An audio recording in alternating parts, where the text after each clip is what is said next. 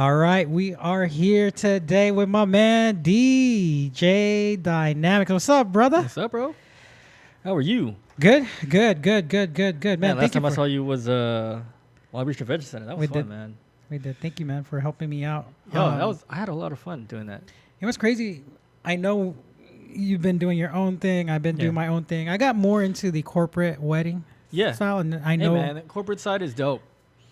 Don't get it twisted, right? Because it's like the way the nightclub scene is now, like the industry is shifting, man, and it's just such a lot of saturation in the market, like across the country, and so like you're seeing like budgets going down. People don't want to like fly people out anymore as much because like everybody's a DJ. Yeah, everyone's a DJ, and like unless they're really like trying to bring something new to the market, and like show people something different, then you know what I mean. Like so that for your regular average club, like not a lot of people are doing that as much. You know that gig. When they presented it to me, they were asking, they're like, hey, we want 2 DJs to, this is our, we never seen it before, but this is the person. Right. I was like, I never seen it before, but I'm thinking to have 2 DJs, they go back and forth and they kind of compete with genres,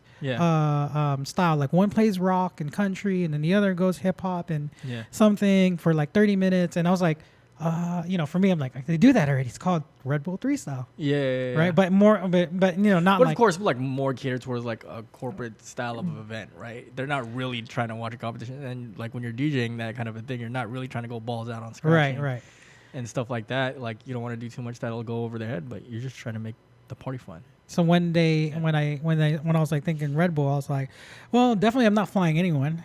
It's a tight budget, and I live in LA with all these dope DJs. Yeah. So I was like, fuck, Dynamix, it's my Word. boy. Yeah, man. You know what I mean? When was the last time you see me DJ live before that? What do you call this? BPMs. Afternoon. Oh, yeah. Man, that party was nuts. Yeah, with Z-Trip. With Z-Trip and Miles. Yes. Yeah, Just Incredible was in there too. Who was there? I might be wrong if he wasn't there. Thinking he was. Miles was there. Yeah, Miles opened up, which was like, yo, Miles should have been like, Miles would be dope to close out, or like. Yeah, he played when like, people were just barely walking in. Yeah. That shit was but he's really dope for like, man, you could just kind of like put him at any time and he'll just get the party going. Yeah, I bet. I've been watching him. It's crazy how well, basically, to be honest, I didn't hear about him till the Goldie Awards. Okay. I mean, I probably saw a few things on Instagram. Yeah. But before that, I didn't know about who he was. Yeah. Was he big before? Yeah, I mean, like, he was always doing his thing. He was, I think he was probably just focused on, like, raking in the club gigs. And but was he, like, kind of touring just a little bit, even before the Goldies? Or was it mostly just Bay Area? I'm not sure. Yeah. Probably mostly Bay Area because... like I've been listening to his interviews and stuff like that, and he was talking about how after he won Goldie, kind of put a lot of pressure on him. Like, yo, when I go out there, I can't really just play a regular set. Like, I gotta do perform. something dope. Yeah, because people are watching. And like his whole style right now, though, is it's really refreshing. It's dope, and it's just a different take. It's you know easy. what I mean? It's unique. It's unique, but it's not. I guess what approach. word is not complicated for an average listener. I mean, it doesn't go over anyone's head. Yes, yeah, definitely when they're listening to him. You know what I mean? But he is doing quite a lot. Yeah. No, he is, dude. So it's dope. It's dope to watch him play, and like I like his whole style right now. It's perfect. Obviously, that what do you call this? What's that? The Bruno Mars. Yeah, that's what Bruno, I like. Yeah, the Bruno Mars routine, tough.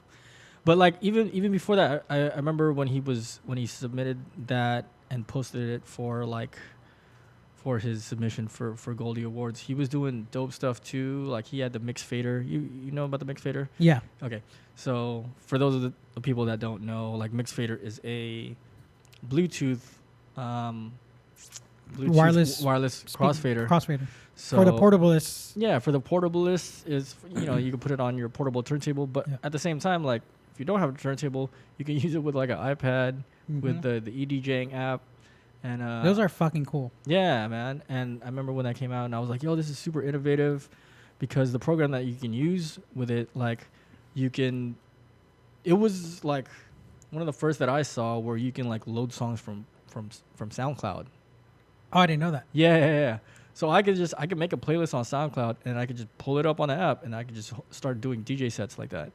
And so DJ City did this series called Off the Beaten Path, and I did a video for them, and we hiked up to Echo Mountain in Pasadena. It's called Off the Beaten Path. Okay. And so I was using the mix fader, and I was using my phone as like a MIDI controller. It's just dope, man. Just like, I didn't want to just do a scratch video. You know what I mean? Like, DJ City was like, yo, we want to just show like, like DJs, in the portable movement and like being able to DJ anywhere. So I was like, cool, let's go. I got a location in mind, because, you know what I mean? I like this to go hiking sometimes. This is a year or two ago. This is a couple years ago. Years ago. I think I seen something about it before it was like posted. Oh, word. Here it is. I actually got it. Let me. I never seen it. You never seen it before? No. Let me play it real quick. Hey, let's watch it. Then you maybe get do a commentary behind it. Okay. And people can see this, right? Yeah. And jetpack. Yeah, jetpack. That's the one right there. Mix fader. Mix fader. Do they still do this series? I don't know. I haven't seen. See, so I'm using my phone as a MIDI controller. It's kind of part of the program, the EDJing program that you can use. So I was like, yo, instead of just scratching, like, let me do a routine, maybe some like cool mixing type stuff, and like flipping a song. Oh shit! Have my drops on there. Hey, that is fucking dope.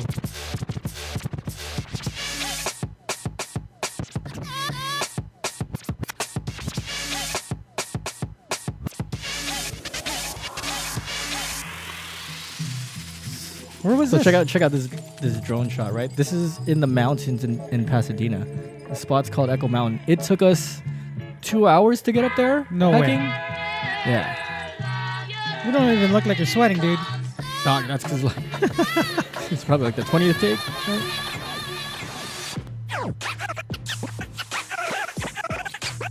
Is this all one shot? Oh no. Man, I wish. Yo, look at that view though from up there. Oh, beautiful. It's dope too, because so what I'm sitting on is like the ruins of an old hotel. And then in the beginning of this video, you can see like wheel cogs and all this stuff, and those are like artifacts of this old rail car that used to bring you up the mountain to the hotel. And they have like the remains of like an old dance floor and stuff like that. Yeah, and I was like, yo, this would be really dope to do a shot. Like, I used to go hiking a lot with a couple of the homies, and like this is one of the spots that we hit, and it was just like, yo, this is amazing. It's a beautiful place. But like, yeah, when I took the guys up there, it was just me, Styles Davis, and Julian. I was shooting the video, and I thought I was the one that was hiking quite a bit, and it took me the longest to get up there. I took like 5-7 breaks going up that mountain. Yeah, that's why it took us so long to get up there. So obviously there was a hotel. There wasn't like a fire road or like a regular road just to get up there to take. Nah, it's quite a hike. Yeah, really. You got to zigzag up the mountain, and yeah, but it's dope. Shit. It's tough, especially like during summertime. I don't like hiking in the heat. Oh no, I bet. It just makes everything worse. That's why you got to go like 5-6 o'clock in the morning. Yeah. But then you're done at like when it's hot. Yeah, exactly. And we, I think we went up the mountain kind of early too, just because like, we want to catch the right lighting and all that stuff. Right, we are outdoors, so we don't have control of the light. That's good, man. That's good that you still hike right now? Nah, I haven't hiked in a bit, man. I know. But you know what I did start doing? I started training again in Krav Maga. What is that? So it's Israeli self-defense. Okay. And it's a lot more practical, right? So it's what they train like the Israeli special forces for like close combat and stuff like that, and even like police officers. Oh, I heard about that. Yeah, it's super just like get to the point, just take That's out what your they enemy specialize on as fast as possible and get out of there. Yeah. So No, that's dope. My old boss, shout out to Avi, told me about that. Like how About Krav Maga? I mean, how much like people around the world go over there to train that. Oh man, Like they specialize on that. Yo, like, just the mentality behind Krav Maga. If you like, there's a bunch of specials you could watch on like YouTube and stuff like that. Well, they'll just talk about it, but it's just like the mentality is you're just trying to, what do you call it? like self-defense without hurting, but they could though. No, you're absolutely hurting because it's somebody's trying to take your life, and you're just you're disarming them. You're neutralizing the enemy as quick as possible. Oh, shit. So everything, like, I remember when I was first training in Culver City, all the combos started off with a kick to the groin. So hold on, is there weapons involved, like too? But it teaches you how to disarm knife attacks and gun attacks.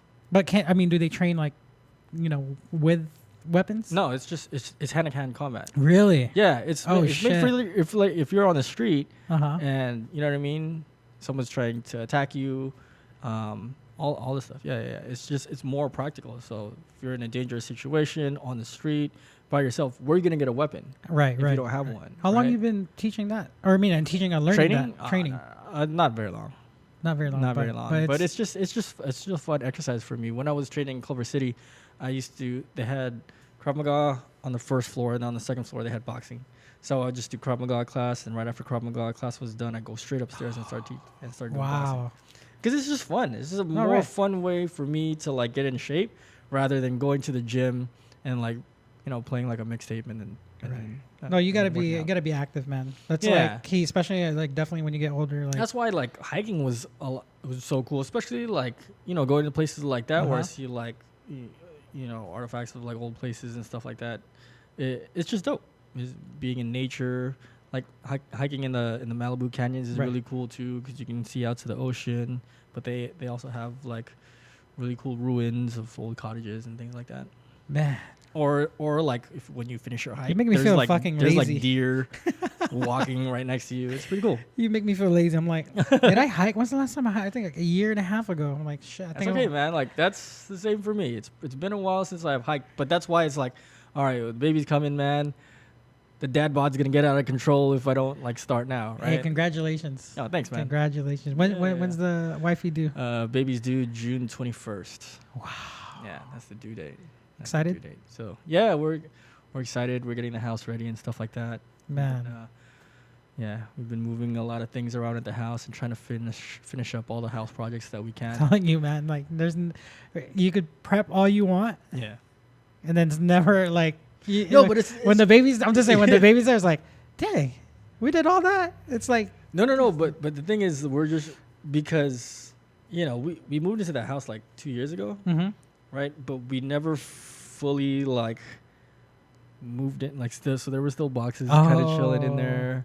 You know what I mean? Like we never put up all of the pictures. So you have the baby has its own room. The baby has its own room now, and so like. And we're Filipinos, so you know what's gonna happen. The baby's gonna end up sleeping with you guys.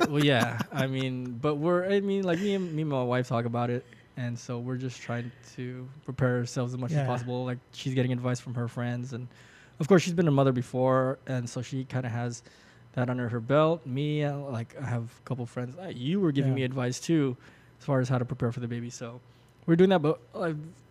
The biggest thing was Marie Kondoing the spot, so that because when the baby comes, there's going to be things everywhere. There is. You know what I mean? So that it's not exponentially like a bunch of junk piling up. Like it's just Marie Kondo the garage or Marie Kondo the house, and just Well, for those people who don't know what Marie Kondoing is, there's a Netflix special like all about cleaning, and this lady Marie Kondo is just like I heard about huge viral like sensation. Like it's not minimalist. Everybody. It's not it. That's not I mean, yeah, kind of. Is it? But she teaches you how to like put everything in its own like kind of place. Yeah. And how to get rid of things. You know what I mean? That don't necessarily like how to clean out your closet and get rid of old clothes. Yo, it's so funny. I see like news reports or news articles where it's just like. And Goodwill is like all the Goodwills are like all stocked full of junk that nobody wants anymore. And like, it's It's like, yo, Marie Kondo is not sparking joy for, everyone's like donating their shit. Yeah, That's everybody's crazy. donating this stuff.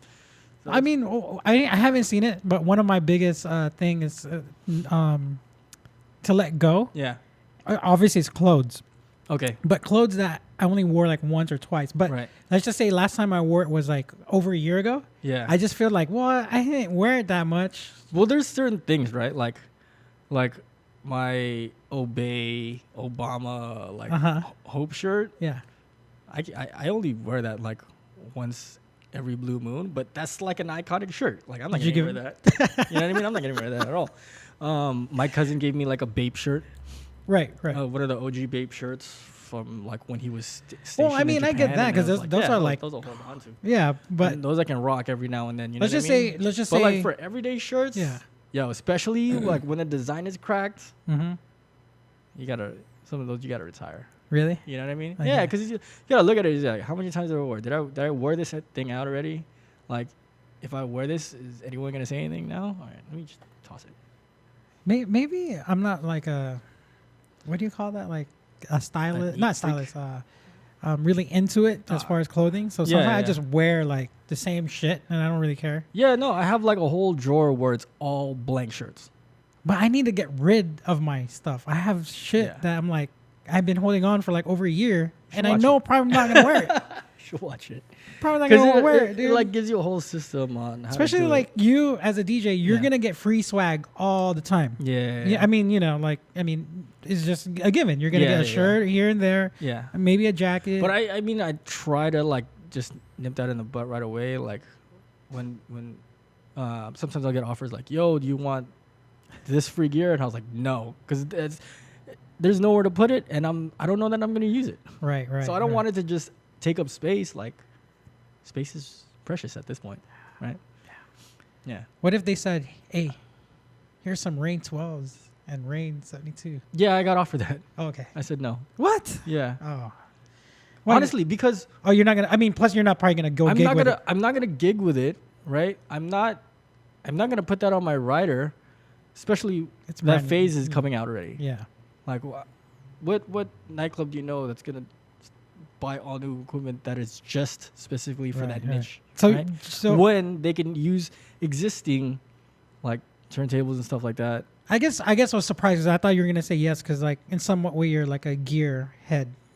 You know what I mean? Like but I like compact stuff. That's why I do like the videos on the plane with the tiny controller. Yeah. Because it's just like, oh, this is dope. I could just bring this on the go and I can test out ideas when I'm out. Damn. Thank you for coming, man, because I seriously was going to go to one of the local stores here. Yeah. And literally pick a pair of 12s and a 72.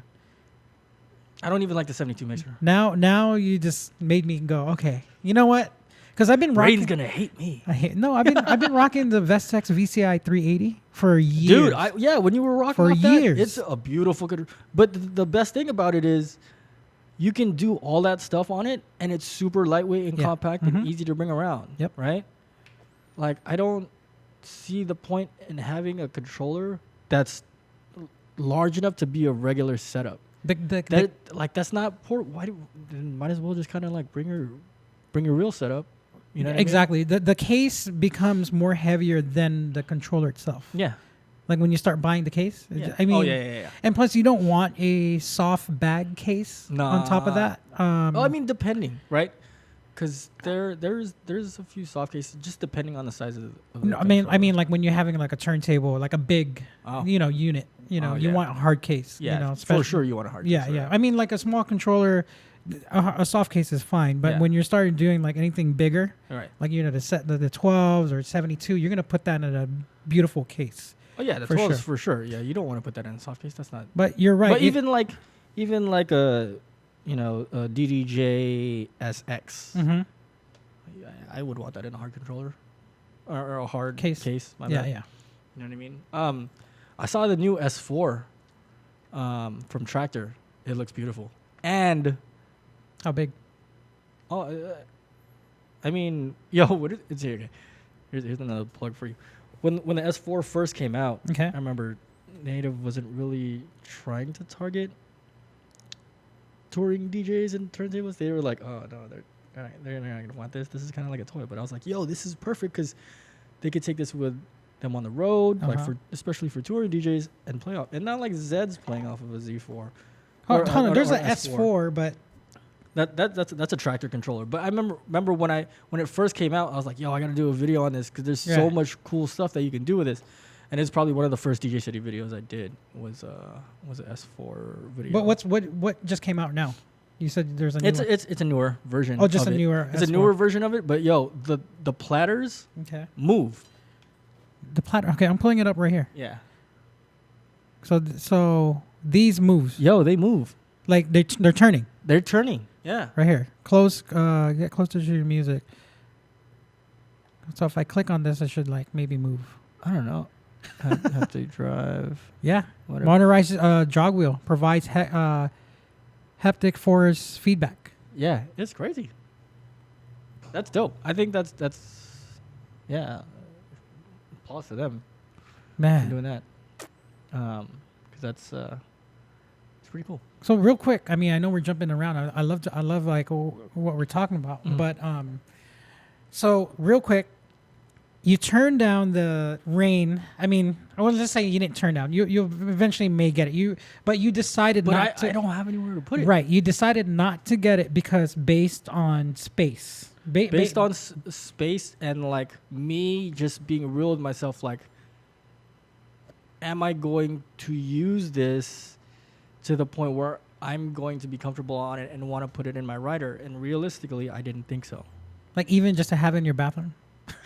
Have a set bathroom, the master room. But like, what I want, if a company's gonna give me gear, right? I would want them to get a return on their investment. Correct. Right? I didn't think that. Hey, that's a good way to think it, man. Some people like just grab shit. I mean? Yeah. And like, oh, I got it, and then that's it. Yeah, I don't want it to just sit there. Yeah. There's enough gear in my room right now that.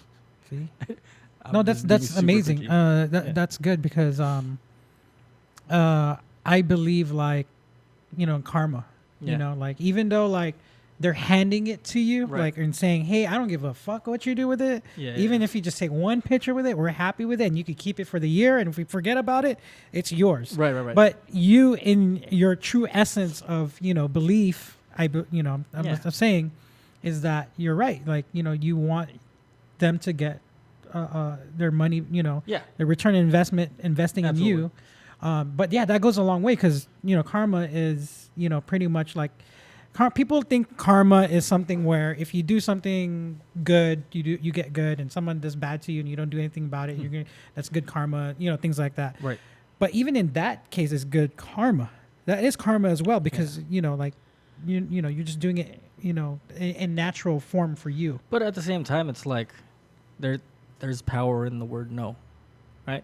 So now that they see that I'm not just trying to like be a gear whore, I'm just trying to get all this gear, and it's like, all right, let's try maybe if we find something that we know that he'll put to good use, and like we know he's like serious about getting gear that he'll market, like then they'll be more mindful and they'll be like, hey, what about this? Right. And then we can work on something. You know what I mean? And if they really want to work with me, then you talk numbers, business stuff. No, that's dope. That's dope. Yeah. So right now, as far as what's your go-to unit for is it different for different scenarios, or you have like a go-to gear that you mix on or perform on? It's turntables and an S9. Turntable, and then when we did the Roland when we did that gig together, right? Mm-hmm. So when do you bring those out? Just for like gigs like what we did? Yeah. When the 808, the DJ, the Roland 808. Yeah, whenever I have to bring out gear, the Roland 808 is what I'll bring out. But I mean, it's still heavy. Oh yeah. So how often are you still doing? So I mean, curious. Like, do you take on like DJ gigs? Like, I mean, not house parties, but like where you have to bring speakers. Do you do any of those? Sometimes, yeah. I mean, there's private events. Like, so long as the numbers are right, then yeah. Oh, cool. I'll do it. Sometimes I'll rent stuff out. All right. Or like I'll call somebody to set things up, and then I'll just pay them for it, and I'll just show up and do the gig. Yeah. Yeah, that's the way to do it, man. Yeah. Yeah. So makes things so much easier. It is. It is. So I know earlier too you were talking about you know the touring DJs, or I mean, there's always going to be touring DJs, but you're saying it's kind of depleted a little bit through. You know, it's not as strong. Yeah, as I mean, from because what you saw. yeah, it's just market saturation everywhere. Really, anyone and everyone can become a DJ now, and I mean, the place really has to see value in bringing you out. Can't just be just because you're a good DJ, right? There has to be something marketable about bringing you out specifically, so that the club can make that money back. You know what I mean? Because it's expensive to bring out a talent out, because you're paying them more than you're paying, you know, the local guy. Plus you're flying them out. Plus you're paying for their hotel. Unless you're a guaranteed act, like, you know, guaranteed DJ. That's like like a hard ticket sale, like a Diplo, like a A-Track. Something like that. C-Trip. Yeah. And no offense on you. I mean, I'm just saying, you know. No, but this is real. Yeah, this is real shit. Like, people you need know, to know about this. Yeah. So I mean, when they book you, I mean, I'm not gonna categorize you, but you know, yeah, you're right. Like if you get Diplo or you know, Jazzy Jeff. Yeah, that's a hard ticket sale. They could just make money on the tickets. Guaranteed, like boom, like it's, you know. I mean, I know you got a big name out there, but it's just amazing and cool that to see you when you fly out, you know, to gigs, you know, that you know, you came along. I know you for a while, so seeing, you know, good friends, you know, doing that now, it's like, it gives me happiness, man. I'm like, thanks, man. You know, yeah. So when I know what you're saying. It's sometimes it might not be it is the talent, but not really, because you got to spend time on. Welcome to Bellflower, if you hear it. The marketing. You know, people are starting, or you know, DJs. But this is a business as DJs. You know, we're independent contractors, and sorry, it's throwing me off. But we're independent contractors. So like, you got to focus on, like, how am I gonna be able to sell myself so I can get out there and get the money that I feel like I deserve. Yeah. Right. And I mean, like, it's getting harder and harder to be creative and kind of stand out from the crowd, right? Because, man, just the accessibility to like DJing and all that stuff it's everywhere. So what are you doing different? Do you hire someone to do your posts, do your edits? No. Like, do you have a manager that tells you like, okay, this is what you got to do fucking when you wake up, and you know, this is, you know, like. Yeah, no, management isn't really on me like that. I have people that I bounce ideas off of. You know what I mean? Sometimes my agency will give me ideas of what I'm gonna need to get new clients in and stuff like that. But something that I've been focusing a lot on is content.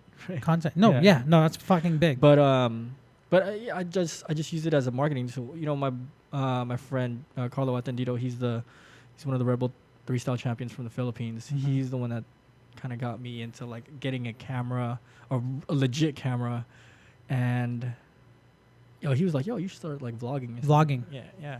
So. Rather than like having to get like a professional camera where I have to switch out lenses, he's like, you should just get this one. Point and shoot. Perfect. Yeah, it's a point and shoot. Like, vloggers use it all the time. The quality is great. Like, and he was right, man. Like, even in the nightclub where there's low light, like, you get crystal clear pictures. Yeah. And stuff like that. Did you start, or? I got the camera, but now I'm using it for like my plane videos. You didn't bring it? You didn't bring it here? You should be podcasting like, yo, I'm here. I know. It's like it fits in the palm of my hand. It's perfect. And I just bring it everywhere, and it snaps great photos. It takes great video. So it was really a good investment, but it's just like, I didn't want my videos to look like grainy or something like that. I mean, I know they're going up on Instagram, but I still wanted to make quality content. On top of the sound and the mixes and the ideas. That's the hard thing, man. I want people to like see it and be like, yo, this is dope. I was into that in beginning, late last year. I mean, I'm a gearhead as far as like cameras and all that. Okay. But the better the the higher the aperture to open up more light in. Right. The better. But when you get to that level, light, these fucking cameras are like $2,000. Yeah. Just for the camera. Right. When you're in that, especially for like a mirrorless. or like a base, or are you talking about like a no, just for a camera that's good at night. Okay, yeah, it's usually around $2,000 starting for a camera that has good low lighting. Yeah, because in our world, in our what we do a lot of stuff at night. Yeah, so you're right. You don't want that grainy look. No, but that's just one thing. The other thing is the lens. Yeah, I mean, like a lot of people use GoPros, but like I have a Sony, right, and that thing is amazing. All right. No, Sony right now is killing Canon right now. Yeah, with the mirrorless, low light. Great. You're doing great. Which one you get? Like an A7 or something? Nah. A7 II or something? No, I mean, that's a mirrorless. You'd still have to change lenses on that. The point and shoot that I have is the RX100. Oh, the RX? No, I seen that one. You got that one. I got the RX100 Mark IV. Yeah. Man. Yeah, put that. And it's a beautiful thing, man. Put it to use, man. Yeah, definitely. Like, and when that first came out, that was like a G, but I think you can get it for less than that now, right? RX100? Yeah, RX100 Mark V. Mark V. Yeah, or just put a V. There you go, Mark V. That was because the Mark 6 came out, but it's still not as tight as the Mark V. Like the Mark 6, you'll have better zooming, but yeah, man, it doesn't perform as well. Does this thing have it has a Carl Zeiss lens on it. Huh? It's got a Carl Zeiss lens on it. Yeah. Yeah, nice. So does this have like a selfie screen that you could look at? Yes, it does. Yeah, you could flip the screen. So when I'm recording my videos on the plane sometimes, or even when I'm recording myself in my studio, I just flip the camera up so I see that I'm in frame and like I can kind of watch myself while I'm filming myself. And then and so far with the night shots, you're okay with it, or it's still night shots are great. Still giving you a little grainy. No, I mean not really. No? There's not a lot of noise. Not a lot of noise. Oh, that's dope. That's dope. That's really dope. What's up, Sony? Cut the check. Yeah. No, now you got. See, here's the thing with the vlogging. Yeah. Is what I noticed, lately for the past year and a half, I've been watching a lot of YouTube stuff, about, people that's vlogging space, especially like Casey Neistat. Yo, Casey's the guy. Casey is the guy when you want to like learn about vlogging and he's the guy. And stuff like that. Yeah. Is content, like you said, is finding the content. And then after that is finding the time to edit your shit. Right, yeah. Some people don't want to edit. Luckily enough for me, like the stuff that I do, I'm not doing like a lot of different angles, right? It's usually just a one-shot angle. So, and then it's easy for me to like sync the audio to what I'm doing so that I have clean audio coming out. Just because I know when I'm hitting the crossfader, I know when I'm moving, I know what it's supposed to sound like. So it's just... I think my turnaround time now from like when I finish shooting, and then I just take out the card, put it into my computer, edit. I think I take about 5 to 10 minutes on the editing process, and then I push it out now. I'm like that comfortable with it now because I already know like, all right, my logo goes here. I know I'm gonna color grade to this, or like, you know what I mean.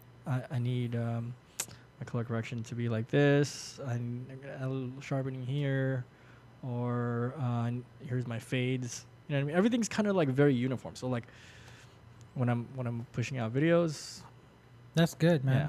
Yeah, everything kind of looks. Because I'm trying to make it so that everything. No, that's good that you take the time to get a good quality camera. Yeah. I mean, you have to now. Yeah. I mean, especially if you're an artist and we're in a super competitive field. I mean, if you're in any kind of creative career. Yeah. It's going to be super competitive. So, of course, you want yours to stand out. You want everything to look good. You want everything to look professional. Like, sometimes, even a GoPro isn't good enough right now. It's not. Yeah, you know what I mean? Like, but you have some people just don't like looking at, like, fisheye kind of point of views, right? You want to just look at, like, you're watching TV or something like that.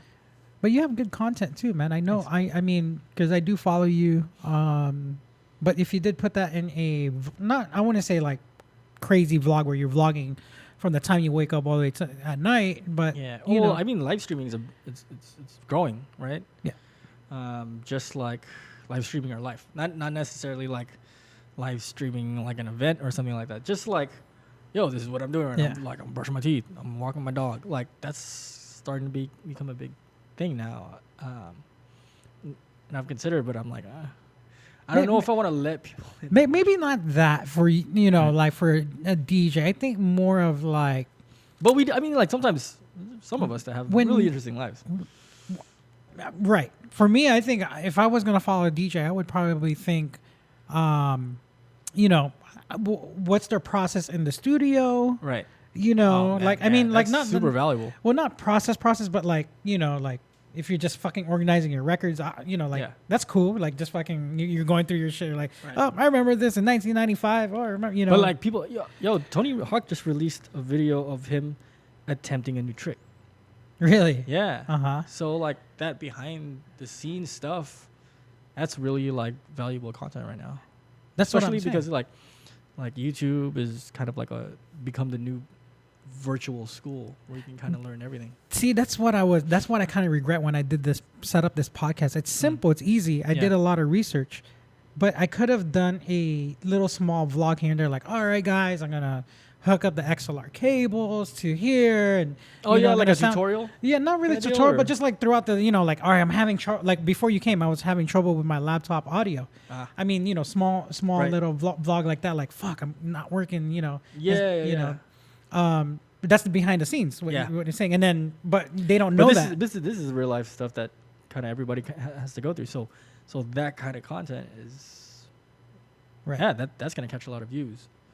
More than us, like, that's what I'm saying. Like cool for you, you're fucking, you're sick on like obviously Red Bull 3style. So when you do those wordplay routines, is that not wordplay? What is that called when you're actually like kind of remixing the, like say like when you're doing like tone play or like tone play or like cue point drumming or whatever. Cue point drumming. Yeah. The process. A lot of people, I mean, of course, you got to pay your dues to understand and learn, but obviously we are in that world where people just share now. Yeah. So things like that behind, those ideas, I'm not saying spend like the whole day, like, tutorial, but, like even if it's like, 2-3 posts on IG, going, all right, man, check this out. I came up with this thing. This is what I learned today. Right now, I gotta, put the high pass filter with this loop. Right. I guess also, the other person is Manuel. Mm-hmm. Yo, Manuel's really right. Really I'm trying to get a hold of that guy. That guy needs to call me back, brother. Call me back. I mean, he texts me here and there, but I was in the middle of something, and then we're playing phone tag. But hit me up. You watching? He's a busy guy. Yeah, he's a busy guy. He is definitely putting out a lot of quality content when it comes to like doing, tricky stuff. But it gets repetitive after a while. Yeah, like all his stuff. I mean, no, it's great. What I'm saying, based on our conversation, is what did you do before you posted? I want to watch. I want to see that. Yeah. That's true. You didn't wake up in the morning drinking, put the coffee in, and you're just like, oh, just 2 records are playing. Let me go up there. And I mean, I get the story. I get it. I'm just saying, like, I would have been like probably like, what? On some behind the scenes. Like, wow, that's fucking that's maybe not. I should do that too, man. But I don't know. Like sometimes I still kind of value a little bit of privacy. No, right. I mean, if you're competing, are you competing?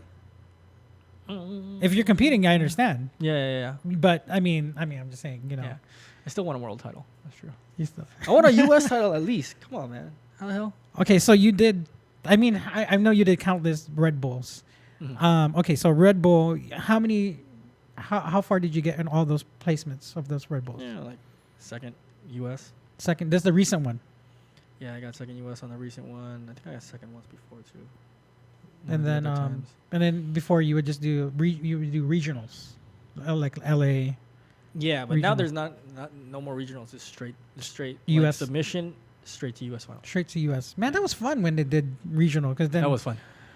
I mean, it's a lot of work for the competitors, but it was fun for the people. For yeah. So that's why I think that's probably why they. But dude, shortened everything. They each one of those was packed as shit. I don't know why they stopped. I mean, it's not like they were losing. I don't know if they were losing money, but yeah, I mean, it was great. I'm not behind the scenes enough to know all that shit. But I think they should have done like a few regionals or something. I don't know. Yeah. That would, or West Coast regional, and then just have like all the way from Texas and up, all they come, and then West Coast or Southern. Yeah. That would have been cool instead of having like California or LA and San Francisco and I know. I think we're getting to the point now where it's just like. I'll turn the mic a little bit. Oh. No, not wait. there this you way. go. Oh, there. Now sound closer. There you go. It has to be flat. I did not realize this is like flat on the side. There you go. Perfect. Sound better. Okay. Where was I? Red Bull. So yeah, no. No, I think we're just at a point where the submissions will kind of suffice, so long as you have a big enough team to go through all the videos, and that way there's like a lot more quality in the competition. It's like Goldies, right? Out all the noise and stuff. Goldies straight. Goldies straight to finals. Straight to world finals. Yeah. That's in crazy. New York. Yeah. It's fucking crazy. I know. So, there's pros and cons with that whole. So let me ask you this: model. what made you do that? I mean, of course you have option, but what made you not do like other battles, like maybe DMC? There's no point. Like, what do you mean? There's no point. There's no point career-wise for me to do that, because if I were to tell a nightclub that I was, you know what I mean? Based on your style, you're saying. Yeah. Based on who you are. I can't sell what I'm doing in DMC to a nightclub. That's not going to bring in numbers. That's not going to keep a crowd. All that stuff. What about Goldie? Goldie's great. Can you? I mean, would that fit especially with think of the judges that are there, right? There's Anna Luno. She's got like a really big following on, Beats One on Apple Music. Craze, of course, you want to be able to perform in front of the GOAT, right? But like producers like Mark Ronson, Just Blaze, imagine the opportunities that would open up. You just playing in front of them. Yeah, there's a lot more value to me to do that. Has the opportunity came, or did you try? No, I haven't tried. I haven't tried for Goldie yet. Okay. Yeah. But I'm saying, like, for me, looking at a competition, is it going to be worth my time to put in? Like, I did Red Bull a bunch of times before. Why did I decide to do Red Bull 3style for 2018? There was a break, right? There was like a small break. Last time I did Red Bull 3style before 2018 was 2015. And it was also with Jay Espinoza. Oh, shit. Yeah. And he took a break then, too. That was his first time battling again from that point. Since then, yeah. So both of you guys took a couple breaks. Yeah, I remember we were at the do-over, and Jay went on. Jay was the guest at do-over, and Miles was there. Jay Espinoza. Oh, Jay. And so Miles was like, "Yo, he's going back in 3style," and I was like, "Fuck, damn it, I submitted too." Like, "Oh shit, you did?" I was like, "Yeah." Like, man, I have to redo this again. It was fun, man. It was like their lineup for Red Bull, me, Image, Javen, Chris Villa, Jay Espinoza. Buck was in it, right? No. Buck was in Goldie. Oh, that's right. Yeah. And ADMC, like, that was a fun lineup. Yeah, I watched that shit. I was at home. Yeah. That shit. I think I texted you before that. So and we had the largest audience for a country final. Yeah, but it was because then that's what I'm saying. Like, you filter out all the noise and kind of you bring these giants, I guess. Together. It was kind of weird because I was watching it and I think reading the comments at that time. Yeah. Chris, I think people were like chanting for Chris and. Yeah, Chris was easily like a favorite of the competition for real. But he did, at the end it seems like he ran out of gas or something. I don't know. Like he just kept playing. It was like, all right, I'm done. He didn't have like a strong. Okay. But I mean, he still placed, I think, right? He's third or something. Yeah, right. Yeah, for sure. But definitely, I think he had the crowd in the venue too, going wild too. Like they were kind of going for him. Is that the one where you had like a little technical difficulty? Oh yeah, when it crashed on me. Yeah, that's the one, right? Yeah. That's crazy. Would you think, or do you think like if it didn't crash, it would have had a different result? Yeah. For sure. Yeah. Damn, that must have haunt you, man. Sorry, dude. I mean, what am I gonna do? It's not my time, right? When I look at everything, it's not because imagine that's good. Right? Imagine if I won the U.S. At the very least, right? Or imagine if I won the world, like, and I'd be constantly touring. What if I miss a date when my baby's due, or what if I miss like my baby's first words? What if I miss my baby's first steps? Right? I totally fucking believe that, dude. Here's a crazy backstory, right? Right. Okay, the morning of the battle, me, my wife, and the homie Jay. Shout out to Jay Valencia because he's super down homie for doing this with us, but we woke up at like 5 a.m. To go to mass to a place where like Kim's mom went before with her sister because they knew one of the nuns there, right? So we went to that church just so we could submit like a novena or like a prayer, a blessing. Yeah, or just it was a request to pray for me that no technical difficulties happen. Wow. And a technical difficulty happened. Wow. And it was a technical like it's never crashed on me before. No. From what I remember. No. I mean, you know. And the first time it happened was at soundcheck, and then it happened again during the actual event. No, I love this game. I'm a fan of this game. I mean, believe it or not, I do find time to watch fucking DJs. And when that happened to you, I was like, fuck. Yeah, it was like I was like, dude, the time when that happened, I was like, do they just keep going? You know, or no, you know what? Because you can hear Flip Out on the mic be like, yo, do you wanna reset the time? And I was like, they heard it. I was like, I know my routine well enough. I know where I left off, and I can just start from there. It's all good. He's like, you sure? Yeah, it's all good. You know what I mean? They made the offer if I wanted to start over from the beginning, but it was just like, no, let's keep this moving. Like, you have a lot of stuff. No, right. I kind of didn't want to like. No, I didn't see that. Overdo it for the crowd. I don't think they edited it out. I think it's here. No. Yeah, it's very much there. Do you know what minute? Or was it before this? Back more. Oh yeah. It's way before. It was like a 2 minutes in. It was like right after the intro, and then it went out. Maybe. Yeah. Let's see. How about a shoot? Y'all gotta move. Every time I come a nigga gotta set it, then I gotta go, and then I gotta get it, then I gotta blow. That's a dope shirt. Any little thing nigga think he be doing, cause it doesn't matter, cause I'm gonna. It got personalized too, so my logo's in the back.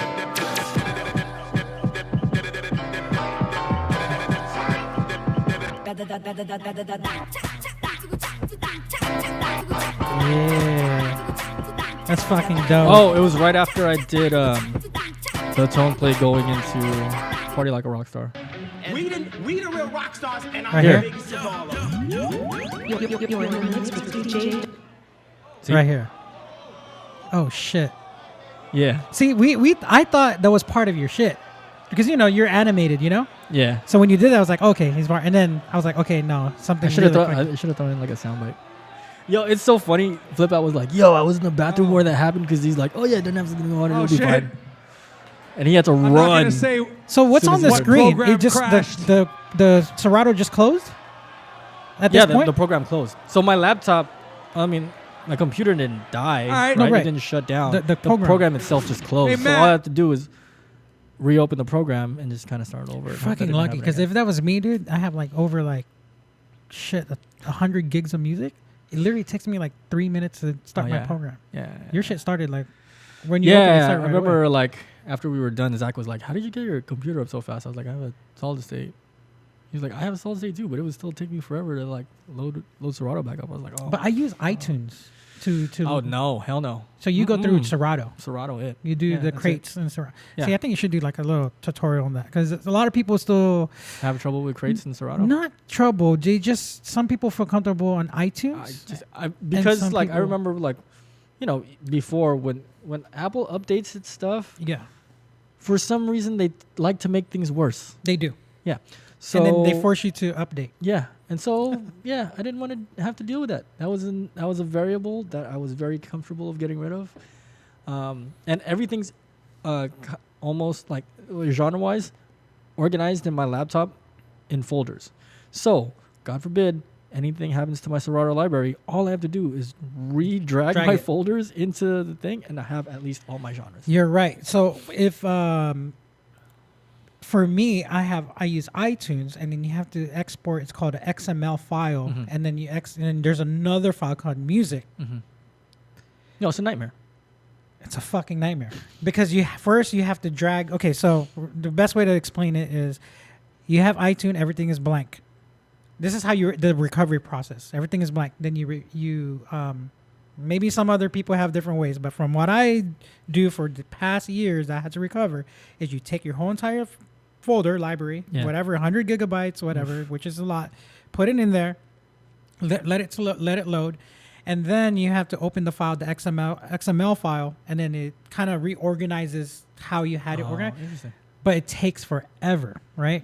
It takes forever. But I mean, like if your library is that big, it's kind of right. It is what it is. That's why when you did yours, on your processing power. And when you did yours right here, when you turned it on, I was like, oh, he's gonna have to wait like a minute or two. That's what I was thinking. Yeah. I was like, fuck, and then it started right away. Yeah. And I was like, oh, it's fucking dope.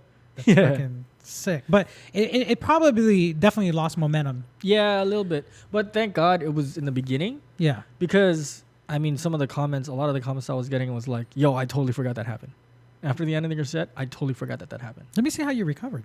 Like, Matt, can we do restart on the time? See? So he's asking me to You can start from where you start from where you crashed. We're all good. Is that cool? You good? All right. That's cool. I was like, yeah, there's so much more. There's so much more. So much more for you guys to hear. Keep going. That's how we do it. Dynamix, motherfuckers! Yeah. Bitch. Sorry. DJ Dynamix. Okay. So here's my take. And I've been fucking preaching this for a while, right? Okay. And this is just based on if I was going to throw a battle, but this format has already been done in every major competition. Okay. Is why don't they just have the DJs show the judges what they're going to do beforehand? Like watch like your entire what you're going to do. So basically when stuff like this happens, they already seen it. All you have to do at this point is just make sure you execute it. Yeah. So just like X Games, they already know that they're going to do Tony Hawk or whoever is going to do this trick. They already seen them. They know they could do it. Just as they didn't do it in officially in the competition. But isn't it the competition when it matters the most? Not behind the scenes. But it matters because that's when everybody can see it. Right? So if they're judging behind the scenes, who knows if there's bias happening there? Right? At least on a public forum when people are able to watch and see exactly what happens, then they can also. Well, the challenge on yes and no, because the challenge on that is if you're creating something new, right? Okay, and the judges never seen it, and you're pulling some stuff out of the hat, new tricks, right? And I'll give you a good example, P-Tricks. Okay? Yeah. No motor juggle. Right. Okay. I'll look it up, but if you guys put it on the link below on YouTube so you guys could watch it. It's so easy. Huh? It's so easy. No. The thing is, when he did that on the night. No, the song. Oh, I think so. De La Soul. Yeah, De La Soul. Yeah. So when he did that, no motor juggle. Yeah. It looked like he made a mistake for if you first time watching it. Back in that year in too. Right? If you're of course now it's different, but if you watched it at that time, you probably would thought like, oh, if he fucked up or the turntable's fucked up. If I was judging, I would think like, oh, he was trying to recover and he didn't stop. That's just my train of thought because I never what seen an incredible recovery though, right? Right. But the way you execute. But you get what I'm saying. But if we don't know, I gotta get P-Tricks here. Yeah, is if he explained it to them before the routine or before the battle, hey, I'm gonna do this. I'm gonna turn off the motor. This is the juggle I invented or part of my routine. Then they're not gonna knock off a point. Interesting. But if it's something they think it's not part of the routine because they've never seen it before, like they're gonna be like, oh shit, like you fucked up, but that's part of their routine. So I get it. It's part, like what you were saying is that's the whole point of the competition is to show it here and there. But I'm saying for the judges because they're, because not in this, even in our level of DJing, if they're doing it in a super competitive. But then at the same time, that kind of ruins the fun of it because like when you're executing, you want to have authentic reactions, first time reactions. But not watching it. Saying just for the judges though. Yeah, just for the judges. I think that would ruin the fun for the judges. Just for. I think it would ruin the fun for the judges. You think so? I mean, look. Maybe. If Tony Hawk was trying to, I wish that I knew that or not Travis Pastrana when he was trying to do the double backflip. I mean, he did it. They showed it before. Like he's gonna do the double backflip, and or a double front flip. I mean, and basically all he had to do, and people were still stoked that he did it officially live, on competition. And I just think that either way, if you're in that high level competition and you practice hours and months and, I think that it's only right. I get what you're saying. It might be biased, but I think it's only right to tell the judges like, hey, there's a new scratch or a new part where it's going to look like I fucked up, but it's not. Right. You know what I mean? I think it's only fair because if they're going to not know your routine a little bit, they're going to knock a point. They're going to be like, Interesting. That's just me. I maybe. No, that's the first time I heard it. That's because especially like in DMC, that's the battle where everyone's trying to do something new. Yeah. For sure. Yeah. 100%. They're trying to do something new in that battle. That's the battle where I think they should implement some kind of like, if you have something that we want to look out for, let us know. Yeah. Because then at least they could say, how does it supposed to be? All right, he executed, cool. Oh, fuck, like he fucked up, or that part looks like a fucked up part. Maybe he did fuck up. I don't know. Yeah. So, I mean, I'm just venting on that part, but because I mean, there has to be a way to. Judging's always been the same for years and years, and people complain about the judging year after year after year. Yeah. There has to be a way that the judging changes in a more formal way. As technology and the scenes change, the judging has to change because there's new techniques, new styles, new equipment. Can't judge the same way back in '99 and do the same, way you're judging back in '99 to today. It doesn't make sense. Yeah, I mean, well, it's evolved as far as the criteria, right? But sometimes these judges they put big names judges, but these judges are probably not even highly qualified. I'm just being honest. They're just probably not, in that level of what they're watching is what they do. Yeah, I mean, as far as Red Bull stuff, I mean, it's only. With Goldies and 3styles, they're handpicking real legit. No, but with 3style, I mean, especially at the national level, it's only the 3style champions that are judging. That's what I'm saying. They're not putting someone, just to put a name. Yeah. No, I mean, but in the worlds like crazies, they're not putting in just like exactly. Joe Schmo. Exactly. And then, I mean, we're not trying to put names on DMC. I mean, they're family. I love them, but it's just when you hear complaints all the time after the battle, and it's always something about the judging. Yeah. That needs to be. Well, I mean, that's gonna come with competition. I feel like the results are always gonna be kind of controversial, just because it's all. I just think the judges don't. I just really think the judges don't know what they're looking at. I think they're just looking for just clean head bobbing, but they're not looking at the technical. Oh, in DMC. Yeah, in DMC. I've only really been around for the LA ones. No, right. But I'm just saying in DMC, I just hear a lot of complaints after. Gotcha. But I'm saying like with Red Bull, Goldie, their judges look like it's catered. The judges that they got is legit fucking judges. You know. I mean, there's a reason for them to be there for sure. Exactly. And I just feel like DMC should maybe take a little note on that, instead of getting just some DJ. Dang. Yeah, I don't know how it is in other markets. I don't know how it is in other markets. So I know. I don't have a say in that. No, it's cool. It's cool. I just I think the scene for for in the competition world, it's like it's a good outlet for that, but I don't know. It's not exciting for me to watch, to go, or even, I mean, gotcha. Red Bull is more entertaining. Yeah. Goldie's more entertaining. I don't think I got to finish why I got into Red Bull this year. Oh, yeah. Well, because I knew that they were live streaming it. And I knew that I would get the video back at the end of the day. Uh-huh. So I got in because it was a great marketing opportunity. Oh, yeah. And especially to bring my name back into the conversation. Yes. Because if you notice, like, at the beginning of the competition, when you looked at the polls, I was what 3%, Mm-hmm. right? After my set got up to 66, 63, 65, whatever. But that's how like people didn't even think I was gonna be Place. I wasn't even on anyone's mind.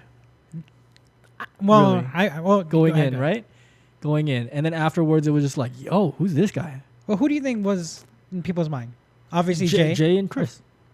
Well, Chris, you know why Chris is because at that time he was posting almost every other day. Yeah, no, Chris is great. He was posting Chris like is great. Like he's great at putting out the like, power of fucking videos and- Instagram. Yeah, You know, yeah. and he's in a But radio that's station why too. I'm like, yeah. He's on radio. He's the Yeah. Diamondbacks DJ in Arizona. But yeah, man. I mean, Chris been putting in work. you for a need long a time. team, bro. I do need a team. Yeah, you Jay need a Espinosa's team, got Raiders.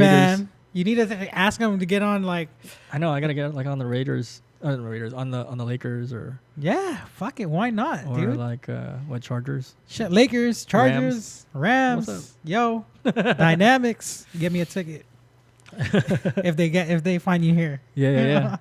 But no, yeah. So no, you're right. But yeah, that's why I went into Red Bull, and this year is Because of the because like marketing. it was just like I feel like I'm becoming irrelevant. What made you feel and like that? I just There has to be a point in that 2-year, 3-year gap. I think it was like a slowdown in demand, Mm-hmm. as far as like booking gigs and stuff, and you know everyone was kind of like just talking about like different DJs, and I was just like, fuck, I don't even think I'm in the conversation anymore. Let me prove why I should be included. Yeah. But at the same time, if I don't win, it doesn't matter. Like Mhm. everybody sees this. Like people will talk about it. Well, especially with the crash are kind of like Helped you out. double-edged swords. Yeah. Yeah. Because, like people definitely talk about the set a lot more, and they talked about the recovery. Yeah. And then on top of that, they talked about the routine. Yeah. Exactly. So it helped. Like the goal was kind of met, right? Yeah, because imagine if you, that's right. Because Yeah. imagine if you got first place, or not first place. Let's just say you finished the whole thing, and whatever else you placed, that was it. Yeah. There was really no, Yeah. I think one of the comments that I saw was Dynamix, his laptop crashing and him still getting second place is kind of more inspiring than him finishing the whole thing without a flaw and getting first place. And I was like, oh, that's interesting. No, that's dude. Whoever said that, man, you're right. Yeah. 100% right. But that's cool, man. Like how you guys, went to church, asked for prayer. That happened. Yeah. But then also, again, how the outlook of the way you're looking overall. Yeah. Man, that's a man right there, bro. Like, like you said, you might be touring, you might miss, you might be on a flight, your Yeah. kid's gonna be born. Yeah. Anything, you want to be there. You Yeah, know? for sure. So There's a lot of things happening right now that I don't want to miss out on. no, exactly. So, bless up on that, dude. Thanks, I mean, I want to say thank you for being there for my daughter's first birthday. Oh, dope. Yeah. You That was know. at the crib. I think you were at the baby shower too, actually. Wow. I believe so. But that's when I was living in La Mirada. We would have Right. sessions in my garage. You would Yeah. come through. But dude, I have the video. It's on High 8. It's the one where everyone was there. You, Ingwell, Smeej, D-Struck. Yeah. We were all in the garage, dude, but like Under the Table crew was there. Those are the days, man. Yeah. And people don't session like that anymore. That's fun. That was our dojo, right? Yeah, people Sessioning with our friends, and that's how we like learn different patterns and kind of like learn off of each other and got pushed to and, like be better. and then your birthday and with Earwax coming over in Long Beach. Oh man, When you were your Ninja Turtles my onesie. Your onesie. Shit, man. That's good. Shout outs to Earwax, man. I want him on here Yeah. too. He's killing it in Vegas, man. Yeah. He's Like- doing good. He's like giving me daddy Pointers, advice. Yeah. His daughter's awesome too. Yeah, man. When you went, when I had my daughter, it changed a lot. Yeah, Especially I had a girl. I don't know if it made any difference if I had a boy or girl. Yeah. I'm not sure, but having a girl, like you're just like, all right, I'm protecting you. Yeah, for sure. Yeah. Kinda changes your- uncle's already like stocking up on all the armory. Hit me up. You want to go shooting, dude? Yeah. I got my rig. I got my I'm off. glad I got a little bit of practice with my stepdaughter, and she's, but I mean, dude, she's been independent since she was a kid, so I didn't really have to do much. That's dope. But it's cool. At least we got a built-in. You know, her big sister is gonna be very protective, and you know, she seems like she's gonna be a good big sister. She's like already reading to the baby in Kim's stomach. So I'm telling you, dude, put the headphones on the. Oh yeah, tummy, I gotta man. do that.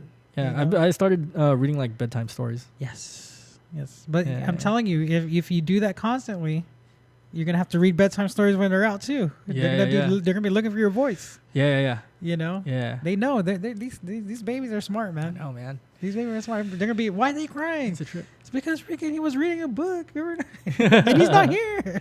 Yeah. But you know what my parents used to do when I would gig? Okay. Was when I would gig at night, my parents would watch her. Is they would just have my shirt. Yeah. They won't wear it. They would just put it on the shoulder. Oh, and then so she can recognize your scent? The scent. Wow. And it would work. It would work. That's really interesting. Yeah. So if you leave, for a gig, just just give it to your wife. Say, here's a shirt. Of course, something that smelled that bad, but Okay, I never thought about that. So you do really that. Good advice. Yeah. She would, they would be like, oh, or maybe not Kim because it's the mom, but let's say your aunt, your mom, or cousin or something like that. Yeah. It won't recognize the scent. Yeah. So when you put that shirt, then they'll know, like, oh, okay, it's dad. Yeah. Yeah. But once they start seeing in that 9-10 month or no, not 9-10 month, like the 3-4 month period, that's when they're like, that's when they can, daddy, yeah. That's when they can recognize, like, who are you? Who the fuck? Who is you? The fuck? But when they start walking, man, that's it. Or crawling game too. Over. Dang. Because and before, when I was like wash the dishes, clean my room, like this, this chilling. We gotta baby proof the house too, like all the cabinets. Dude, when they start crawling, all the sharps. What the fuck are you? Yeah. Like, you start putting everything that like higher and shit. Yeah. I'm already short. I'm trying to like. I know, man. Fucking. Yeah, I gotta get to work on baby proofing everything. No, but it's a fun, exciting. Plus, you like Disneyland too, dude. So. Yeah, we got the passes. So when you get out the house, you just go. I think we were trying not to get passes this year, and we ended up getting a pass anyway. Of course you are. Yeah, because I was like, yo, maybe we should just get like a SoCal resident pass. But and then we just ended up getting a deluxe anyway. Deluxe. Yeah. I did too. I went from SoCal to deluxe. Yeah. Yeah, I think just because of Star Wars. I know. When is that coming out? July? June? June. Oh man! All right, so we'll have May to go 31st, I think. Or no, what's that? May the 4th. So it's not the 4th, so something around May. But they're doing a 3-week RSVP. Yeah. And then just that's just for the first 3 weeks, and then it's open to. That sounds like a clusterfuck. Yeah, it is. You know what it is? Like Disney events, man. The 24-hour days were clusterfucks. I'm surprised they hit like capacity like multiple times in a day. Oh yeah. I was there, and then they would reopen, close, reopen. Yeah. Have you ever spun at Disneyland? Yeah. Like the White Rabbit or something like that? Anything. Like, remember they used to have like California, Electronica. I don't know if you. Oh, that was the Tron one. The Tron one. They had like a little stage and they had DJs. I wanted to. Whenever, Fuck, man. Why is it? How the fuck are they? I got to DJ on a Disney cruise and that was terrible. Yeah. See, that's what I don't fucking get, dude. It's like LA has these quality fucking DJs. Yeah. And Disney has such a big budget compared to what we asked to spend. It's really pennies to them, if that nothing. And they get these DJs that pretend. Yeah, I fucking don't get it. Like, we're in a mecca of like we got beat junkies here. Yeah. We got like you. Yeah. We got more. We got everything you want. You want EDM. You want house. You want soul. You want, reggae. We have the best DJs, and they could just drive. I don't know what the budget is. But I'm just saying. Yeah. They get these. Maybe it goes back again, right? Social media. They find someone that goes, oh look, I see. DJ blah blah. Maybe nobody's just applying. I have no idea. Apply, dude. Yeah. I guarantee you, That's never kind of process. I'm assuming. Oh man, no, because you know what? And plus working for Disney is. Well, the E-Man spun a few times. Oh, you did? Yeah. Okay. But what I'm saying is you were there. I think you were there. About Valentine's Day, right? Valentine's the after hours. The joint? after hours The thing, right? Sweethearts event. Yeah. So didn't they have a DJ like around Main Street, like in the middle? I saw a picture. Someone posted that there was a DJ, but it was a girl. I didn't. Or no, it was the 90s. Not you were. Oh no, we didn't go to the 90s. Okay, so the That 90s makes one sense. had a DJ. Yeah. Someone said there was a DJ, and they're playing 90s music, Okay. and it was a girl. No offense to any females. I'm just saying. I'm gonna say that they picked the girl because she was just hot, but the people that I knew that went told me like she was not mixing.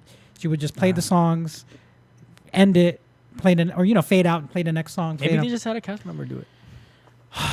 That shit upsets me, dude. Yeah, I know. It's just fucking like, dude, are we not in California? Do we not have like the dopest fucking DJ here? I guess it just really depends on who's running the show over there, who's like booking the talent and stuff like that. Well, they're not doing a good Probably job. not. They're not doing a good job, motherfucker. Sorry. But meeting of fucking dope DJs in California, Yeah. motherfucking IF2. What's up with the IF2? Yeah, bro. I mean, we here. How'd you even get with the IF2? I What's the story behind happened that? to be at Petrix's house for Hold one on. of- Before what does IF2 stand for? IFT stands for Immortal Fader Fighters. Nice. Yeah, Nice. yeah. All right. So Cool. I happened to be at Petrix's house for one of his 4th of July joints, Uh-huh. and I got to meet him, and Cleanse was over there, and we ended up just doing like a off the cuff team routine. Damn. We just, like Hold on one one started drumming, one started scratching. Keep going. Yeah, and so just because of the whole synergy that happened that day, Cleanse hit me up later down the line, and he was like, "Yo, bro, what would you say if I were to ask you to be down with IF2?" And I was like, "Yo, that'd be crazy. That'd be dope." So they had their eye on you for a while then before. I mean, it wasn't like just a one time. I think Like, they saw like you- Cleanse would see me every now and then. Uh-huh. I think maybe Will too, before, because like they knew. I think they knew Fractions before, and so Fractions was was me, Abel, Pijo, Wobbles, Flipchild. There was like a bunch of us. It was You guys it wasn't just DJs. It was just it was DJs, b-boys, stuff like that. And then I think they would see me around with Factions, and then when I was over at Petrika's house and we ended up doing a team routine together, that kind of was just like, oh, maybe we should put him down. Damn. Yeah. That's fucking dope. Yeah, that was a. Were you big the thing for me back last then. addition to it, or there was other DJs? Yeah, I think me and Exist were probably like the last one. Yeah. Exists this? I This is IF2, yeah. How come, I mean, I don't know if he's repping hard, but I to be honest, I didn't know. Yeah. I did not know. What's up, Yeah. Exist? What's up? What bro? up? So Yeah, but I think Exist was one of the first people I knew. I- Because I would see him at Melrose all the time at one of the record stores, and he would he would be really friendly. Exist is a friendly guy. Yeah. So yeah, he was just cool, and then he was the first person I would. So what's up with the crew now? I mean, obviously, Petrix. I just spoke to Petrix. I got him on here on schedule. In June. Yeah. But what's up with the other guys? I know there was someone left too, right? Or was it? I mean, there were people that left or aren't as active anymore, like Kidwick, inactive. Which one's the one that does photography and DJs in like Hollywood? Oh, Will. Still Will. Is he? He's the one that didn't he put Still a Will's formal- over at I don't know. I don't know if Oh, I don't yeah. know. Maybe him or was it Cleanse? I don't know. Yeah. I just remember there was someone in the crew that sent a message on Facebook saying this is parting ways, something like that. And then a month later, there's a picture of all you guys. Are you guys really or no? What's going on? I don't know, because so with a bunch of grown folks all together, we all have our lives, and sometimes Right. Life gets in the way, and sometimes it's just I can't really, you know what I mean. Maybe I should just step away and take care of myself before anything else, and it's probably just one of those things. You know what I mean? I've been doing my thing for a minute. You know what I mean? But I know we still have a group chat. We still talk That's cool. about like getting together, and like working on stuff. But like, yeah, Will's doing his thing with TuneIn. Pat's still doing his thing. Everyone's kind of just He's like more like the production too, huh? Like, yeah. Pat's getting. I mean, he's always gonna be production. dope on the turntables, sure. but he's focusing on. Yeah. He has a making lot of fun production. with production. Yeah. Wow, Yeah. that's crazy. Yeah.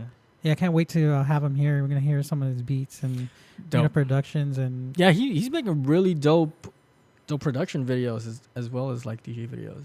So That guy's talented, dude. Yeah, That guy's so fucking talented. Like, I'm still. That's very creative, for sure. I'm still like shocked, dude. Like back in 98, 97, yeah. when I saw like Sam Ash videos of his routines, Yeah, like yeah. how advanced he was Yeah. at that time. Like so advanced, dude. Yeah. Like I'm just thinking, like, where did he? That's why I gotta ask him, like, what was going through your head? Dude? What did you take, dude? No, Fucking- I mean, these are good questions to ask for sure.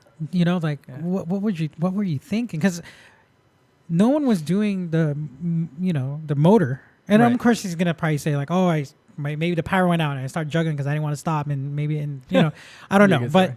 still, like, Yeah. everything from the scratch to the transitions. I mean, he was literally Clean. he His mixing style is super clean too, man. yes. I mean, he was well deserved to be part of the ScratchCon 2000. Yeah. But, I mean, Definitely. well deserved. I mean, even though he just like it was year 2000, I think 2000 was when he went to DMC World Finals. Yeah. So just in that short amount of time to be, because everyone in that panel, Yeah. besides I would say Swift Rock, Okay. was them two was the youngest. I from what I remember. Yeah. Rest in peace to Swift. Yeah. But that they were, he was amazing, and for him to make it, and say, I think, I don't know if you remember, he was categorized as the inventor of the no motor juggle or something like that. Oh, dope. Right. So Yeah. I mean, Pat's definitely up there as one of the top beat jugglers in the world oh yeah. of all time. Yeah. Yeah. Yeah, man. Dude's brilliant. You know what I mean? No, you guys are a strong fucking crew, dude. Thanks. Yeah. Yeah. I mean, in time, of course, there's everyone grows up, they go through life changing Yeah. stuff, but Yeah. that's cool that you guys keep in contact. You guys are still into music, maybe some kind of like doing it as like whenever they can, but most importantly, when you guys get together, you guys are still homies. You know, Yeah. that's For sure. cool. Still thing. love. Yeah, Yeah. you should get Pat, to do something with you or something. That'd be fun. Yeah. Yeah. That'd be really good.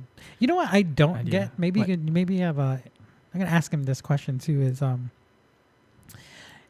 why DJs set a age?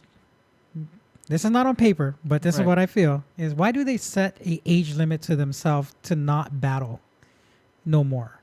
I think they should battle like if it was like Tony Hawk, where they fucking compete when they're fucking 50 years old and they're still competing. Yeah. No, I mean, it just depends. It really depends on how into it they are, how much time they want to put into it. Because, of course, when you're older, you have a lot on your plate. Yeah, a lot on your plate. You have a lot more on your plate than you did when you were a teenager. So, could be that. I mean, of course, but but they're still. What I'm saying is that they're still talented and they still have a lot of gas in the tank to do it. Right. It's like, don't waste that talent. Yeah. It's like 8 Ball. 8 Ball joined again after I think he said 15 years or something like that, dope. and he entered in Long Beach, which was like I don't know what year that was. It's like 2015, Okay. 14, something around there. Yeah. Drove all the way from Frisco, came down, and entered the battle. Man. I was like, What a that's trooper. dope. Yeah. Yeah. Yeah. But he, a lot of people were talking shit And too. at the same time. 8Ball, for those of you who don't know, like 8Ball was like Music the first seminar. guy to like start playing with like Tone. tones. Yeah. In general, he was using the pitch control back Mhm. then, but yeah, He was on ScratchCon 2002. yeah, He was doing that tone. Godfather of that stuff. Mm-hmm. Yeah. Mm-hmm. So, but yeah, I just feel like there's a lot of DJs that has a lot of gas in the tank Yeah, that could help the culture and still compete. Just me. I mean, that's all on them. You know what I mean? That's just me. I think they could still compete, and I just feel like you know, people sometimes have their own inhibitions where they don't want to put themselves on the line, or whatever it is, or and that's just it. That's why it's you gotta commend the people that are willing to put themselves on the line and compete, because not everyone wants to do it. I think we should break that barrier, dude. I think when you just put it on your, wish list, a bucket list. When I'm 50, I mean, I hope I have a title before I'm 50. No, even if you have a title, when I'm 50, I'm gonna spank these kids, maybe. Exactly. They. You know what? That's fine. I would watch that shit. I would be like, what Melody? Yeah. Doing DMC again? Oh my god. You know what I mean? Petrix fucking entering. Melo's juggle patterns still are insane. That's what I'm saying. You watch it on and IG. the scratch patterns, man. That's what I'm saying. You could watch if he entered and just did that as a submission. He fucking already made it to world. Yeah. Not the fact that he's DJ Melody. It's fucking talent, dude. Like it's fucking dope. Yeah, it's still impossible to keep up with Melo. Dude, if he's so clean. Right. If Petrix fucking decided to juggle another no motor, he would still fucking make it. Yeah. Straight up. Yeah. He would still make it. I think that school of DJs, like that generation, it's like it's hard to even catch up. Really. It is. They were so far ahead of their time, and it's still to this day. It's like, okay, you guys do your thing. We're gonna start. Like we can't duplicate that shit. Yeah. Interesting. So are you touring right now? Are you? Yeah. Or are you taking a little break? I'm still traveling. Because I had a conversation with Kim too about if I should, because I don't want to of course I don't want to miss any of the big moments, especially with the baby. Yep. And I was like, maybe I should just focus more on staying locally and maybe do more events and stuff like that. But she's like, do that. Spread the brand out. Right. You know what I mean? You worked so hard to get to this point. Why are you gonna? I remember watching your shit, and you would always get. Why do you always get the emergency? What is the whole thing about that? So the emergency row. Okay, so how that started was people scared of that shit. Emergency row. What the fuck? I'm not gonna sit in emergency row and fucking. No, but it's you have so much more legroom. So what happened was when we were filming Master of the Mix, right?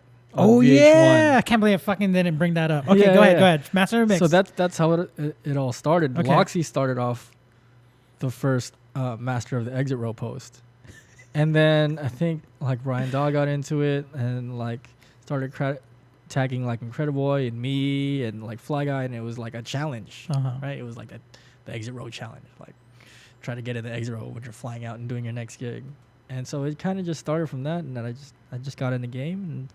Still kind of. So how do you even get? How do you get that? For me, it's easy when you have status with the airline, right? If you're how do you get status? A gold member, or it's with your freaking flyer miles. So with the Southwest, if you fly 25 legs, 25 one ways, right? So a round trip that will count as 2. So if you have 25 flights in one calendar year from January 1st to December 31st. You make it to A-list. And on A-list, you don't even have to check it because with Southwest, there's no assigned seats. It's kind of like a free-for-all depending on when you get on the plane, right? And with A-list, they automatically check you in and you're already in front of the line. Oh. Yeah. So once you make status, it's kind of easier to get the exit row. And the closer you are to the front, everyone's trying to get to the most front seats they can. Yeah. There's only a few people that know and will go to the exit row. And so once you get on A-list and there's only a few people in front of you, chances are pretty high that you're going to get an exit row. Do you even know how to use the emergency exit? I mean, for sitting there for that fucking many legs, you'd probably be if something happened, I hope not, but you know how to open that shit? Maybe. Yeah. I mean, I've heard the instructions enough times. You know what I mean? But still, fucking Disney on the tram. I don't have, thank goodness, I don't have hands-on experience. Oh man. No, I hope not. I hope you never get to use it. But yeah. No, but yeah, that's fucking hilarious, dude. When I know it doesn't. It's so comfy, especially that one seat. Some of the planes have 2, but that one seat where there's no chair in front of you and you can stretch your legs all the way out. That's yeah, that's like the. So do you bust? Do you bust like your setup a little bit? Like when you have your little portable, not portable turntable, but like, you know, your iPhone, you got your, have you ever like just I mean when portables were still brand new, I would bring my portables everywhere and trying to. And you would do it on a plane? Trying to mess with it on the plane. People would be like, what the fuck is this kid doing? Yeah. I was like, sometimes, I remember I was flying back from the Philippines and I busted it out and I was like trying to work on a routine on the plane. Yeah, and sometimes you'll get some stares.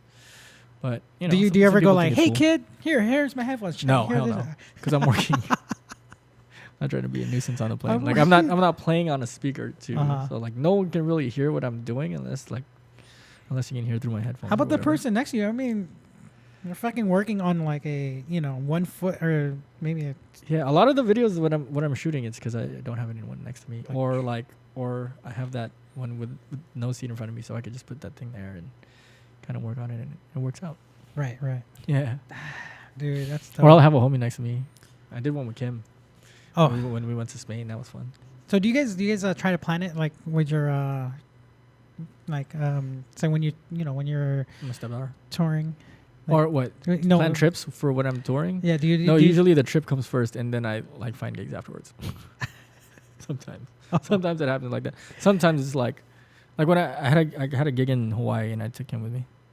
Yeah, did they pay for it or pay it? No, I think I ended up paying for it. Oh. But do you try to add that though? Do you go? Sometimes I'm bringing my manager. So I was doing New Year's every year in St. Louis, and that holds about like maybe 25 to like 3,500 people. And I brought Kim with me before, and she's just so personable that they were like, "Yo, you can't come back unless you have Kim with you." What? We're putting her on the contract, and so I'd be like, "All right, cool, pay for a flight," and sometimes it will work out. Wow. Yeah. Maybe it's a good luck charm. Maybe every time she comes, it's like a full house. She's really good at building rapport with people. That is. She's better than me, so yeah, that helps out. Dude, that's and she's super creative too. She helped me write the intro for my 3style set. Oh, really? Yeah, because I remember I came up with the first draft, and it was starting off with the Joyner Lucas joint, and then this one, the 2018. Yeah, so she heard it, and she's like, "Yo, that's dope. That's strong, but you can't open it with that." Oh, okay. She's like, "Here, let's go through like your Philly crate, right?" Because it was in Philly. So like a lot of the songs she didn't hear. She never heard I don't think she's heard Brand New Funk before. Yeah. But she heard Brand New Funk, and she's like, "This is the song you need to start with." And she's like, maybe you start with this song and add some scratches here and here, and give it a try. And so I put that together, and then this is it right here. I put that intro together. Yes. This one right here. Yeah. DJ Dynamix. It's about to go down. All right, which one is the one where Kim got in? Yeah, so she was like, "All right, start off with Brand New Funk and add some scratches right here to fill in the blanks." Which is this? She's like, when I hear this song, it just gets me hyped. So she's like, maybe you should do that. And this is your second part. This is the part that I was originally starting off with. Oh, hey, good job, Kim. DJs. Oh, that is dope.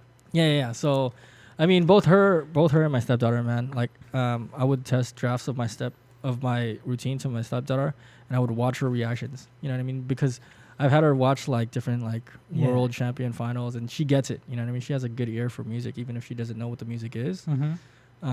So I'll test some things and gauge her reactions to see if it's ready or not. Wow. Yeah. No, that's good to dope. have a good team at home. No, it is. Yeah. Definitely is. Helps definitely is. Helps a lot, for sure. Yeah.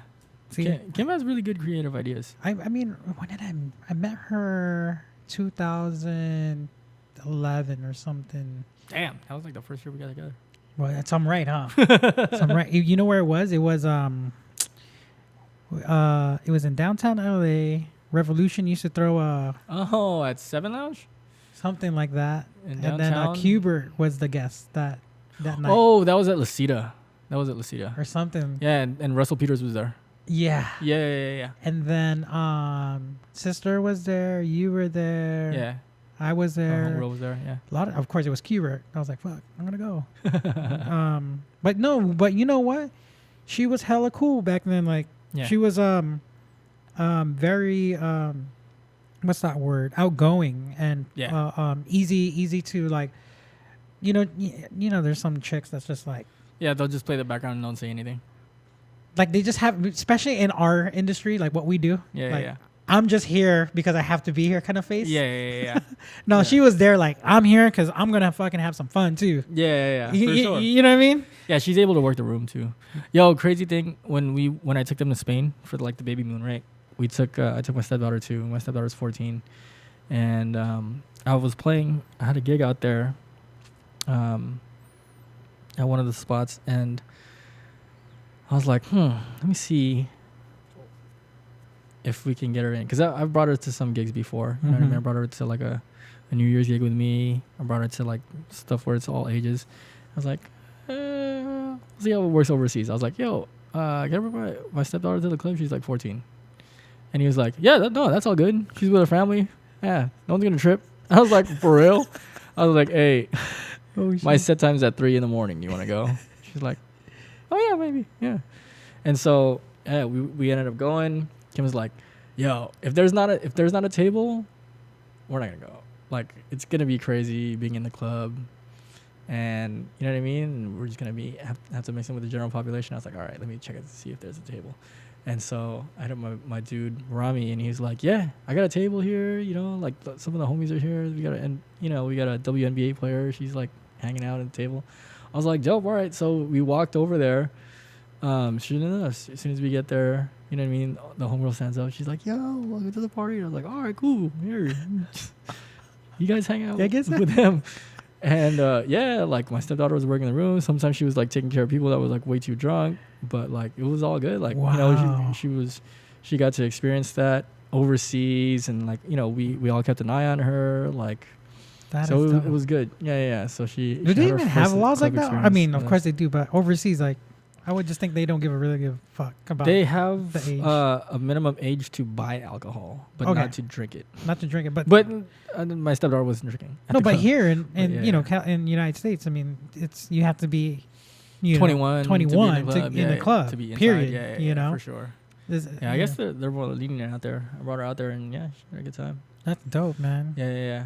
We just, we made sure she was in a safe place. Yeah, man, you're ready, dude. You're ready to be a daddy, man. You know, we ain't getting any younger. Yeah. You know, so I know you were mentioning you're working on with another DJ with some like original soundtracks, right?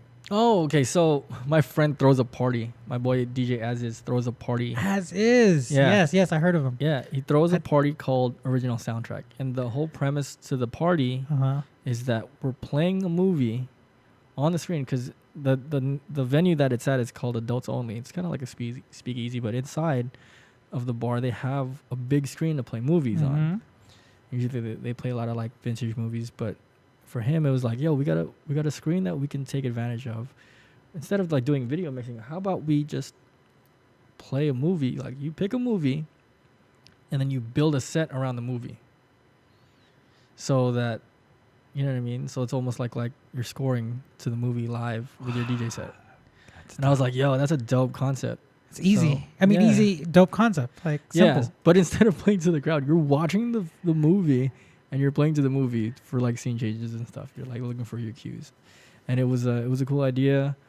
I did Boys in the Hood. Boys in the Hood. Just so I could play like, because like G-Funk is kind of what I grew up on, right? So I wanted to do something, and I loved like watching Hood movies growing up. So I picked Boys in the Hood, so I could play like just a G-Funk set and like related songs, like maybe some samples, some originals and stuff like that. But yeah, I did a whole set, and I'm working on but these movies are putting fucking out a like video with the whole set attached to it, so that you can kind of watch it. So imagine, like, remember how people were talking about, oh, you can watch The Wizard of Oz but play Pink Floyd's The Wall, or was it The Wall, or was it Dark Side of the Moon? You could play Dark Side of the Moon to Wizard of Oz, and it'll like sync up, and it's crazy, right? So that was just Must like, be on fucking acid. why don't I make a mixtape and then put it out with the movie so that you could watch it and like relive like my whole thought process and like the whole emotion that I wanted you to feel with certain scenes and stuff like that. Yeah, there was some really cool things that happened. Is that still happening now? Yeah, it's every Tuesday. Every Tuesday at Adults Only in tomorrow. Hollywood. Yeah, tomorrow. Where's that? What city? In Hollywood on Sunset and La Brea. No way. Yeah. So I mean, obviously, a movie is only an hour, maybe hour and a half or so. Yeah. So you guys play at least like 2 movies, or just do one? No. For right now, while we're still building, because it's in its infancy, so we're doing 1 movie, and then after the movie, party time. We just play. Then we can play whatever. But like we have a sign up that says no requests during the movie because of course. Dude, link me up, man. Is he open to with other DJs trying it? Or? Yeah, absolutely. Dude, link me up. I want to check it out. Yeah, I got you. And then he's putting the sets up. I actually hit him up about it earlier. The sets are going up on Mixcloud /original soundtrack live.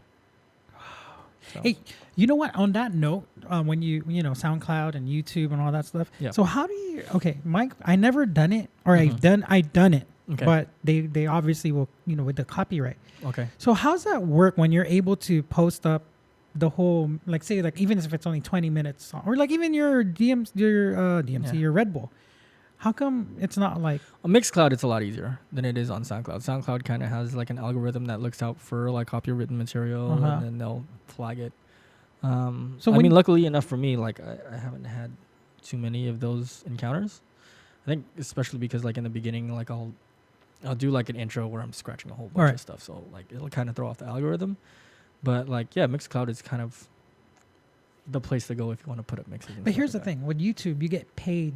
I mean, I'm saying, let's just say you are getting, monetized as far as getting paid for advertising and all that stuff. On YouTube? On YouTube. I don't know that you can monetize a mix. That's what I'm saying. You can't monetize. You can't, right? So like that's where it hurts the DJ, because obviously we work with stuff that's copyrighted. Mm-hmm. Yeah, that sucks. Yeah. That really sucks. Yeah.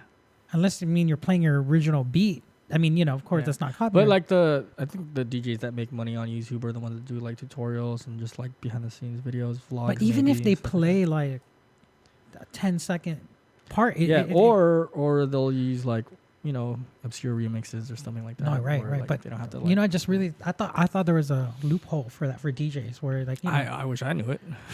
So you could at least get paid for the talent part. No, it's more of like an exposure kind of deal. It's like fuck, you gotta mute it, then you can't, then you could monetize it. But which is also why I stopped doing those. Like, I stopped doing a lot of the open format Friday mixes because a lot of them kept getting like muted in the middle, or like I just got fed up with it. So I was just like, all right, let me just do little ones on Instagram. So it's just like I'll have your full attention for like a minute. I'll do some cool stuff. And we'll see how that goes. You know what I mean? So those first, and I call them the 1 minute mixtapes, right? I just recently did one for Nipsey Hussle. Rest in peace. I just did like a little, rest in peace, I Nipsey. went through his whole like catalog and try to find like key phrases and stuff like that, and like just put together this 1 minute homage, if you will. I put up another one too of just like a snippet of this song called Bigger Than Life. And it's just incredible. Just like the things he was saying in there kind of like fit, you know what I mean? The mood, and it was just about like how he's trying to push you to like reach your goals. And I didn't get into music to make you love me. I just did it for myself and like help my people or whatever. You know what I mean? It was just kind of one of those things. I was like, yo, let me just put this out on its own, and then I'll put out my 1 minute mixtape as an homage to Nipsey. So the 1 minute mixes have been getting some good attention, and then of course when I started doing the airplane ones, which I have a playlist of on YouTube also called Mile High Mixtapes or Mile High Mixes. I mean the first one I did, Manuel was like, yo, you should do a series on this, and I was like, all right, dope. Manuel thinks I should make a series on it. I'll make a series on it. But those have been getting a lot of love too. and people are just like, yo, now I want to get one of those little controllers so I can do stuff like that. Yeah. And people have tagged me on their videos of like them on the train or like them trying to make mixes on the go and just like, you know. See, like, that you could Dynamix monetize. So that because like you're scratching and there's a lot of like, you know, it's not playing the whole song. I mean, you just the like it's a just fair use kind of thing. I don't know, maybe. It's just the algorithm can't, you know, try not to catch that. I have to get enough views for that for me to monetize that. No, actually it's not views. So Really? Well, yes, it's views. Sorry, my bad. So you need 2K or more, or is it 2K or 1K? One of the followers. Like you just need. I think it's 1K. I think you need at least 1K followers. I mean, just for right now, I have them up on YouTube just where they can live, where people can look for them. But I don't even know that my views are that high up on there. And then I mean, those are more for Instagram for like the moment. And then if you want to look for them later, then I put them up on YouTube. Yeah. What about Fit Radio? Oh, Fit Radio is dope, man. Like, so how does that work? Like, do you get paid for that? Yeah. You do? Yeah. They hit up my agency, and my agency sent out the email saying like, yo, who's interested in doing this? And I took it on just because I was like, it'll force me to like have to dig and be creative. But you're not really I mean, not just, you know, you could just give the stuff that's already been released, right? No, because they want very specific things. No, because I work out and they use Fit Radio, and I hear, you know, some of the mixes that, you know, from the. But the assignments are very specific. So sometimes it's like, okay, we need this one to be like tropical and hip hop. We need this one to be all 80 BPMs for a whole hour. We need this one to be 85 BPMs for the first 20 minutes. Right. And then after that, then it's just like it's very specific for what they need for their clients. But you did submit some. I'm just saying some older ones that worked for within their requests. No. Really? Yeah. I thought I swear I heard some like one or two mixes. When we started, right? When I started with them, they were putting up some of my old mixes just to kind of like so that I didn't go into it like with an empty profile. Maybe that's why. But yeah, no. Since then, it's been like 2 to 3, like almost every month. It's been crazy. So you're still doing that? Yeah, and they're like whole hour-long mixes. But you do it live? No. Because just in case I need to make, because sometimes it's like they have a do not playlist of songs that are like, yo, these are on way too many mixes. Like, don't include this song. Yeah, you know what? Or sometimes like, so sometimes when I submit, they're like, yo, can you take this song out and replace it with another song? Yeah. So you don't do it live. That's the same thing that Melody was saying. He wants to make mixes like more now than ever. But he's trying to find a way. What was I trying to say? But he was trying to find a way something with Ableton. Yeah. Where the S9, where you could use the S9 and record directly. And it'll record in tracks. Not tracks, just record songs. No, just record directly on there. I don't know. I don't know about tracks, but he said on the Rain 62. You could do that. I remember you can because I had that mixer. But the S9 you can't. Oh, because of Ableton Bridge before? I don't know. Yeah, because I mean there was Bridge before, and I mean in my 2013 Red Bull 3-style routine, when you see me playing the piano, it's because I'm using Bridge. Oh, are you? Yeah. So my piano sound, like because you know the keyboard's just a MIDI keyboard. You gotta fucking tell these people these tricks, man. I mean, good luck trying to do it now. But yeah, no, I was using Ableton so I could play the. I thought that was straight up cue points, bro. Like regular wave file song, and you're just like. No. I mean, I brought out an actual piano during my set. I know. That's what I'm. Dude, that's fucking crazy. Yeah. So I was able to like play piano during the set. Wow. Yeah. I thought it would be interesting. Damn, Didn't dude. like it, and so I was like, meh. All right. Yeah, because I mean, you could record directly on Serato. But I guess with the S9 right now, you have to go output to a sound card, into Ableton, versus where you could just record even without a sound card. With Rain, the other one, you could just go directly from the mixer to Ableton. It was probably through Bridge, and he was probably doing it through Scratch Live. Maybe. So there's another connection that that Serato has with Ableton. Now I forgot what it's called, but it just helps the process, Yeah, for sure. But yeah, man.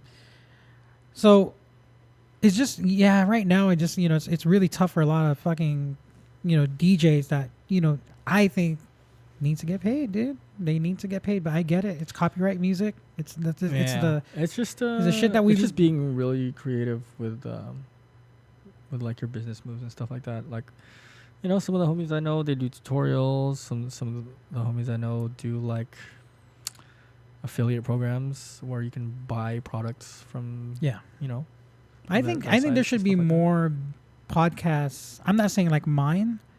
Mine is kind of like, of course, I DJ and I know a lot of DJs, so it kind of becomes more DJ orientated. Yeah.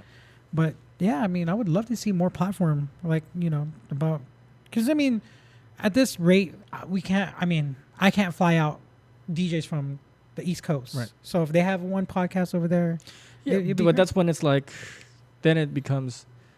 Like, okay, so if you're trying to monetize this podcast, right, I guess you would kind of go like the terrestrial radio route and look for sponsors and look for ads that you can run so that you can make money. Sponsors. And then bring people in that way. You know what I mean? So like it's just like a matter of growing the audience to the point where it's like, all right, well, this guy is a powerful enough entity that he can push our products to his audience. Yeah, well, we are looking for sponsors and ads. We could put your ads in the back right here. There it is. We got the whole space for it. we do.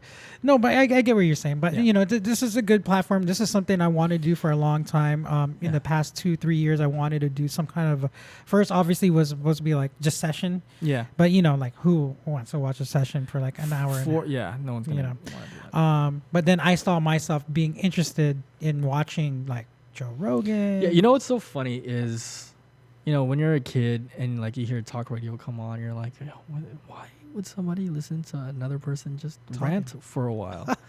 And now it's like, all I listen to is like podcasts a lot when I'm in the car. We're fucking doing it now. Yeah. So it's just, but I think it's because of people's interests now of like learning all the behind the scenes stuff. You know what I mean? Dude, even my kid, 10 years old, she watches, like reality TV, but like they follow family. Or like unboxing. It started with unboxing like anyone else. Like Ryan's toy review kind of deal. Now she's just, from there you follow like, some kind of podcaster that, they're vlogging and stuff. And that's what she watches, dude. Yeah. I don't even have cable TV. There's no point.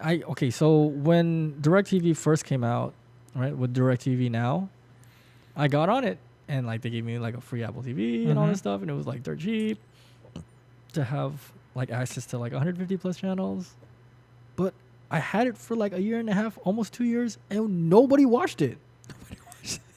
I was just like, all right, well, maybe in case we have guests and they want to watch TV, then I'll have but nobody cared. Nobody cares at the house. Nobody cares when they come over to the house.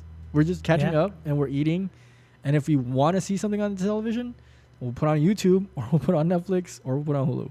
No, you're right. I think there's there's times where I'm fucking just like, what?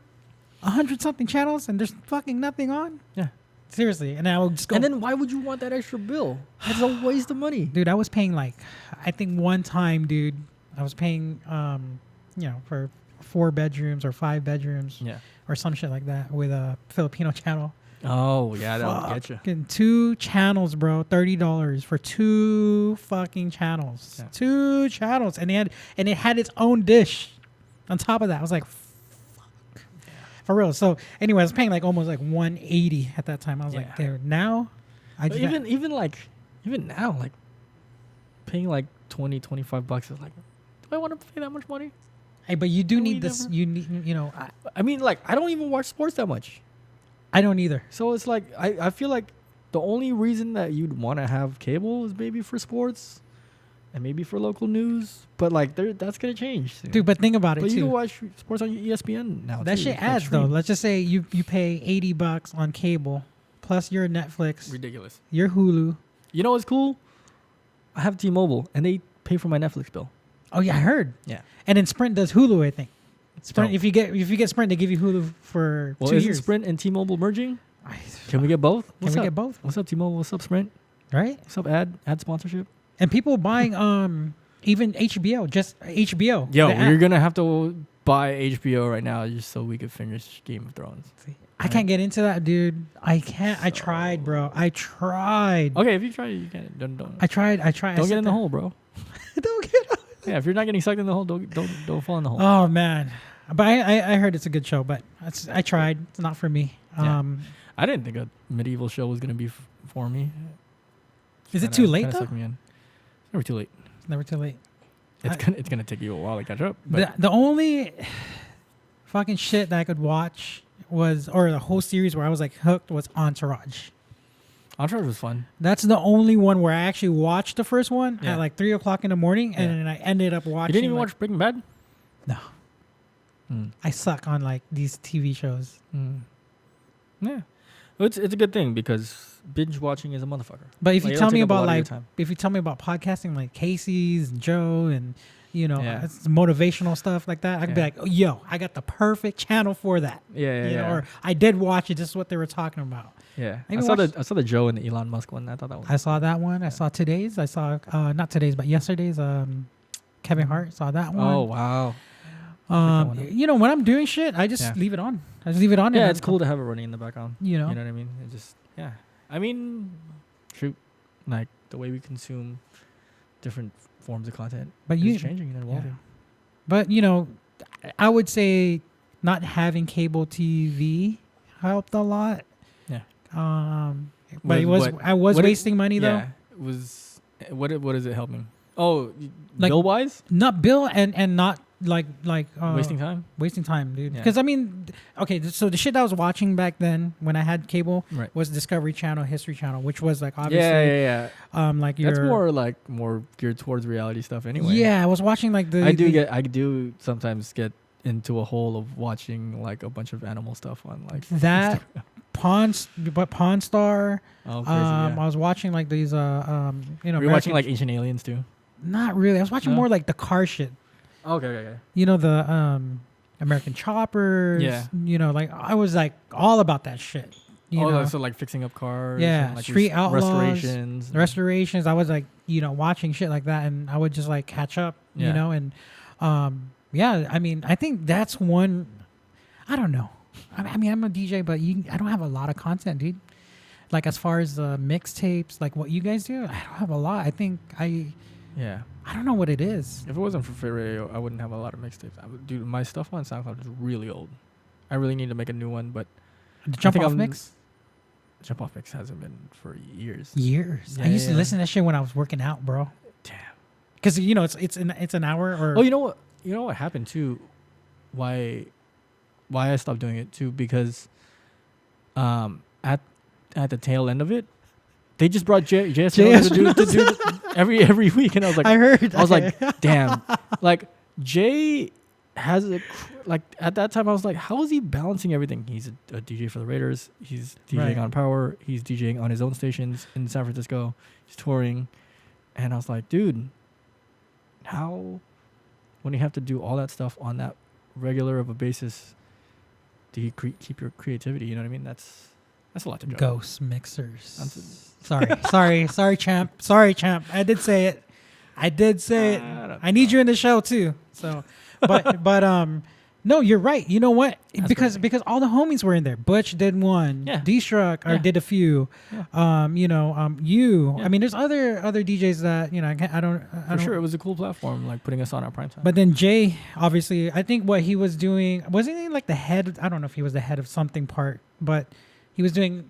Obviously, he was up north. Then he would do some slots that's pre-recorded and they play it here. Interesting.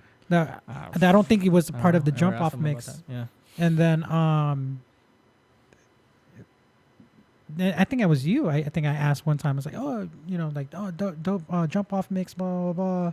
And I think at that time, I don't know if it was you or someone told me, it's like, oh no, Jay's taking over the whole thing. And then he just came out with 1, 2, 3, 4, 5, 6, 7, all the way up to like 20 something. Dang, man. Like every week it was like some fucking new. Props to him for like taking on. Oh, that. CLA had one or two, I think. Yeah. That was fucking dope because it was different DJs every week. The Jump Off Mix. Yeah, that was fun. And then next thing you know, I was like, Jay. Yeah. Jay, take over. And then they stopped. I don't know how. Yeah.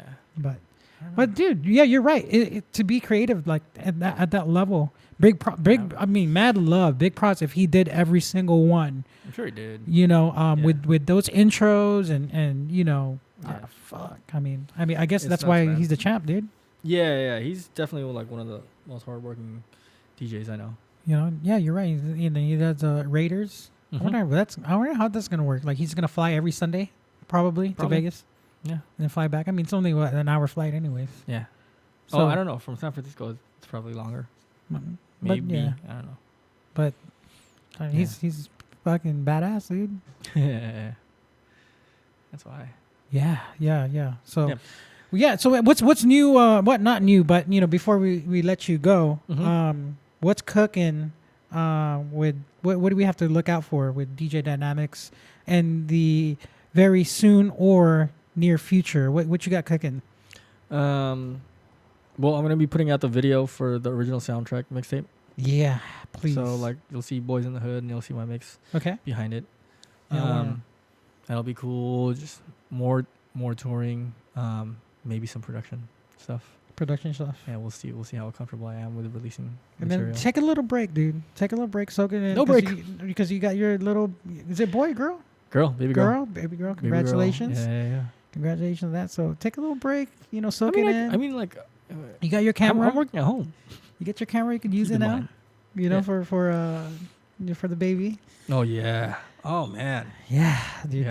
Take a lot, dude. I still want to take more like camera classes just so I can get it, like learn how to get everything right. Especially because when the baby comes, I'm gonna want to take some good pictures. Yeah. I mean, you know, YouTube like University, bro.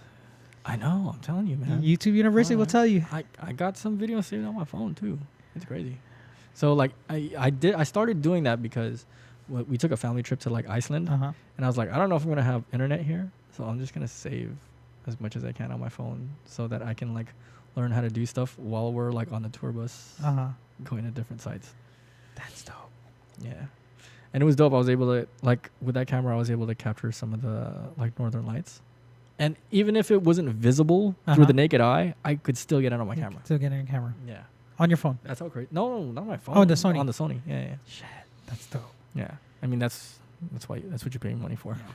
But I mean, what I'm saying too is you know what? When I try to learn something, I just use YouTube. Yeah. And that, you know, they'll tell you straight up like how to do it. Oh, speaking of like learning things, I think I want to take some parenting classes online too, just so I know. On what? Like parenting classes. Well, that's good. Yeah, There's nothing wrong with that. because I was looking for. I was like, so I'm like, I feel like I'm more prepared. Like if a situation comes up, I know how to handle it. Right. Because this is my first time. No, of course. I want to be as ready for it as possible. Hey, I'll tell you this. I know we're going a little bit beyond the clock. But I'll tell you this. I'm hungry. I'm ready to eat. Oh yeah, me too. No, but I'll tell you this. Nothing will prepare anyone, regardless if you take a parenting class, because you don't know what the outcome as far as the behavior of your kid, right? Yeah. But most importantly, how you feel at that moment of time. Every day you're gonna go through some kind of emotional, energy or lack of energy. You're tired, so all of that. You just don't know, right? Yeah, but like the classes that I'm taking, like, and it is from like doctors and like behavioral scientists and stuff like that. This is just so that I know like what not to do, so I don't like negatively affect my kid. Right. So it's just more kind of that stuff, and like when they're behaving a certain way, you should do this, and then it'll redirect them this way. Because I don't want to just like go off of how I learned from home, because that's sometimes carrying on bad habits. Right. You know what I mean? So I'm just trying. No, that's great, because you know what? I had a friend, very close friend of mine, called me, and I was honored when she called me. She goes, "Hey, I'm having very like not short patience, but like," she said, what did she say? She goes, "I'm starting to tend to make deals with my daughter." I said, "What do you mean deals? Like compromise." Compromise. Like if like you if you do this, I'll give you this, and if you eat this, I'll give you your ice cream, and know if you sleep early, and if it's done the right way, I mean, like they'll learn But she about felt a like voice that system. was not what she wanted to do. Like her, like she didn't want to do that. So she asked me, like, what did you do with Zoe? Yeah. What was the difference with you and Zoe? So for me, with my parenting, I straight up, I'm gonna tell you, I tell this to everyone. I just let them be. I talk to them like literally, like if they were a regular person. Even when Zoe, for sure, was even like a toddler, like when I was just carrying her. Like I had no one to talk to. Like like a late night. Wow. So I would just talk like confide in her. Yeah, like just but sometimes the conversation's like stupid, but you're just like rather than like baby talk to them or like oh hey baby, it's dark, you're just like okay, I wonder like you're playing with a kid even though they're like a toddler or whatever. But I even as she was growing till even to this day, I would talk to her just like always talk to her like a normal kid, and that's why I felt like doing that instead of her bribing her, playing with her, like because I had sisters or I have sisters that had kids at the same age. So why do I have to act like a baby when she could play with her cousins at that time, right? Okay. You could just so that kind of helped out a lot. But I think most importantly, as she was growing up, that when she was around me talking to her like, when she's watching me talk to my brothers, my sisters, my cousin, and I talked to her that way. When we went out, I'm going to be honest with you, never, maybe once, maybe I have it on video, but if that, never had a tantrum in public. Oh, wow. Ever. That's awesome. Like straight up, like I could have walked in Toys R Us at that time, and she would like, oh, I like this, Papa. Can you buy this for me? And I would be like, oh, we don't need that. Like why would you need that? Like it's I want let's just or I would just say like let's get it next time. We have to go, and she's like, okay, we'll get it next time, and then she'll put it back, and she'll be like, okay, bye, we'll buy you next time, and she'll walk out. Wow. Dope. But you would instead of going put that down. Yeah. What's that price? Oh, it's too expensive. I mean, I do that, but but when she was a kid, she doesn't know what expensive is. Right. Yeah, that's. But I just see that a lot with parents. Like they touch something, they don't touch. Right? Yeah. Like there's a lot of ways to do that. Like let them touch. They're gonna get hurt. I mean, to a point where you don't want them to go to the doctors, but right. They're like like my sister said, they're kids. They're gonna get scratched. Like my nephew got a fucking stitch. Right. But that's how they're gonna learn. Yeah. For sure. But nobody wants to get their kid hurt. Nobody wants but of course, let them be kids. Talk to them like a regular adult. Yeah. When the time is right, you're gonna act like a kid too with them and talk like a kid. But but be patient, dude. That's the number one thing too. Yeah, I think I have a lot of patience. Patience. Pretty patient. Knowing that God is not gonna give you anything, something you can handle, man. So everything is a learning curve, and it's gonna make you stronger too. Dope. So I'm looking forward to it. When you do take those parenting classes, I think they're gonna prep you, of course, of what's just extra knowledge to do and not to do. Yeah. But for me, I think also it's gonna be like you got to still put in your style for sure of as how you're gonna be a dad to your kid. Yeah. That makes sense. So if you're gonna treat your kid like shit, your kid's gonna treat you like shit back. Yeah. She's like, you gangster, I'm gangster too. Give me my milk, motherfucker. At 3:00 in the morning. Oh man. I think we're already like feeling the baby like moving around. Fucking change my diaper, motherfucker. Yeah, you know what I mean? Like that's the baby's world, dude. That's the baby's world. And till this day, I love my daughter. Yeah. It made me who I am. For sure. Everything I do, I even have her tatted on my arm, Yeah. Not to say I'm gonna ever forget, but but when I'm DJing, I look, I'm like, oh, Yeah. Got a mouth like to feed. Reminder, like, oh yeah, this is who I'm doing it for. I'm not saying people need to get a tattoo. I'm not saying that. I'm just saying, for me.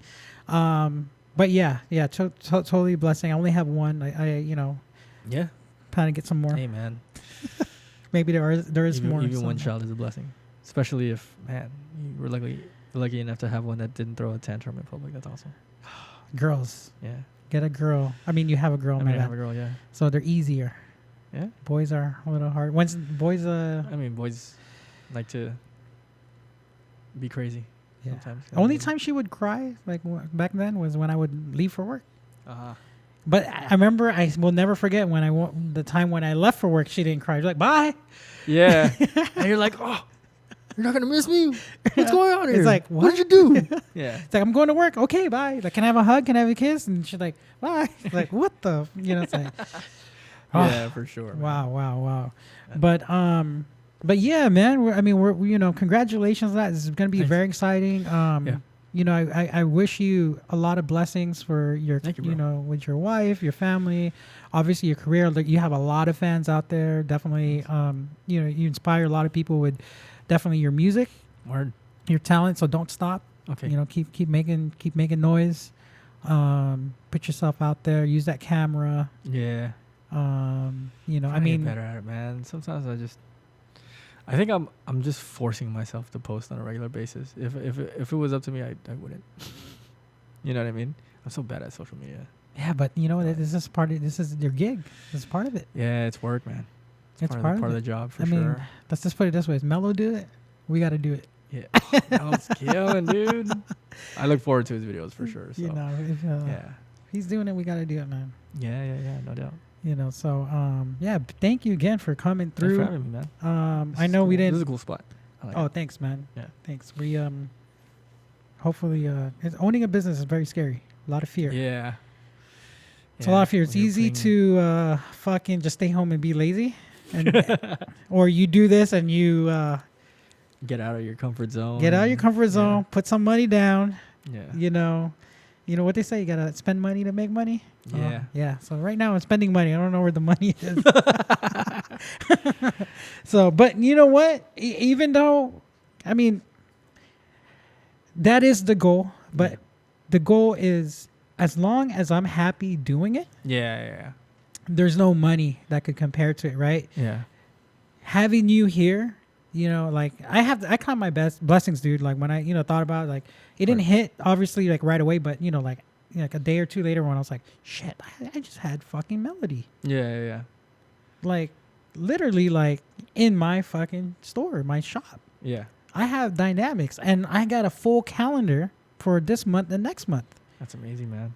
I'm just like, people really want to sit down with me and just, talk shit. Yeah. And be here with this podcast that I'm just barely starting. Yeah. It's truly definitely a blessing, And Absolutely. I'm just humbled that that you guys take the time on your busy day, your schedule, and just come down and visit and talk. That is really truly a, for me, it's like I'm just creating a platform. I don't know where it's going. I don't know where it's heading, but you guys believe in me. Because if you guys didn't, you guys would have been like, "Sorry, Ron." Yeah. You've been on me for a while, and you're very supportive. So. It's kind of like returning a favor a little bit. Yeah, I'm not trying. Thank you, man. I try to support as much as I can, to everyone. And I'm just so happy, for a lot of our friends, Yeah. But one note to all our watching, to all our homies, man, make sure you guys go out and work out, dude. Work out. Oh, yeah. Go hiking, work out. Be active. Be active, man. Be active. Even if it's just walking. Walking helps tremendously. Please. Sure. The reason why I say that on a closing note, before we say that, is just one, we're getting to that age where, not just because we're still young, 35 and up, or low, or around the 30s, mid 30s. Not to saying that we're old. It's just that our lifestyle. Well, for me, we're not as active as adults. Well, like especially if you're like someone that works in the office all the time. Man, you gotta get moving. Well, no offense on people that drink. But for me, yeah, for sure. I lived in that lifestyle too of, sex, drugs, and alcohol. So that shit catches up, man. Yeah, that shit catches up, and reason why I stress upon that is it just sucks and heartfelt, like in a certain part of my heart that some of our DJs that I looked up to and grew up watching is getting sick and I'm not saying that we'll never be 100%, but never too late to take care of yourself. Yeah. Especially talking about health is really important. It is. You know, I just went to the DJ City retreat that they had over in Blackhawk in Colorado, and that was a big topic. Was it? Yeah, it's like physical health, mental health, how to like balance like Mental going on health the too. road and like, you know what I mean, when you're going on the road and alcohol is part of your rider, you gotta take it easy sometimes. You know what I mean? You know, So- depression, dude. Yeah, depression happens. Yeah, especially like, for the young ones, dude. Like, even the people that you think are like have everything. yeah. They can be going through stuff. You never know. I So went it's through really it. important. Yeah. I fucking went through it. I don't know if you remember, but I remember you went to telling me your, stories. in Long Beach when you were, I had nowhere to go. I was like, you know, I was like, yo, and you're like barely waking up. I'm just like, can I just hang out here? I didn't know where to go. I was fucking, you know, Wow. going through some depression, you know. Well, I'm glad you were able to come and hang out. Good Yeah. looking out on that, course. man. That was fucking big, you know, like even something small like that, I'll never Yeah. forget. But no, like health is health. You're right. Mental, you know, Yeah, check on your friends. especially you know, the high level of being in the limelight, spinning at clubs back in the days, and then you come from like, you know, back to a 9-to-5 job. It hurts. You know, Yeah. and trust me, Imagine. trust me. I mean, I, you know, it's, you know, you're just, you know, you're living that high, and then you're just like, okay, and you understand that life is like, okay, it's a young man's game. I got to go back to, you know, I'm not gonna say 9 to 5, but you know, just back, like, kind of, you know, maybe that's not me anymore. But you know, mentally, you're just, background. you know, you could break a little bit. You Yeah. could break a little bit because you miss that, you know, Yeah. whatever it is, alcohol, the girls, you know, Yeah. you know, not the music, because music is, you know, or maybe just playing in front of people, Yeah. you know, that too. Feeding off of the crowd's energy and stuff. Yeah, like that. yeah, and because you can't duplicate that energy anywhere, right? No. So you know, like professional athletes, you know, they go through depression because they just can't play anymore because of their age or whatever. But they have that, you know, I want to come back. I want to make a big comeback. you know? Right. Might be for the money, but you know, for sure, they had nothing else to do for the past 10, 15 years because that's what they did for so long. Yeah. Not overnight like this. Is like, oh, I'm a regular person. Like, whoa, Yeah. you know.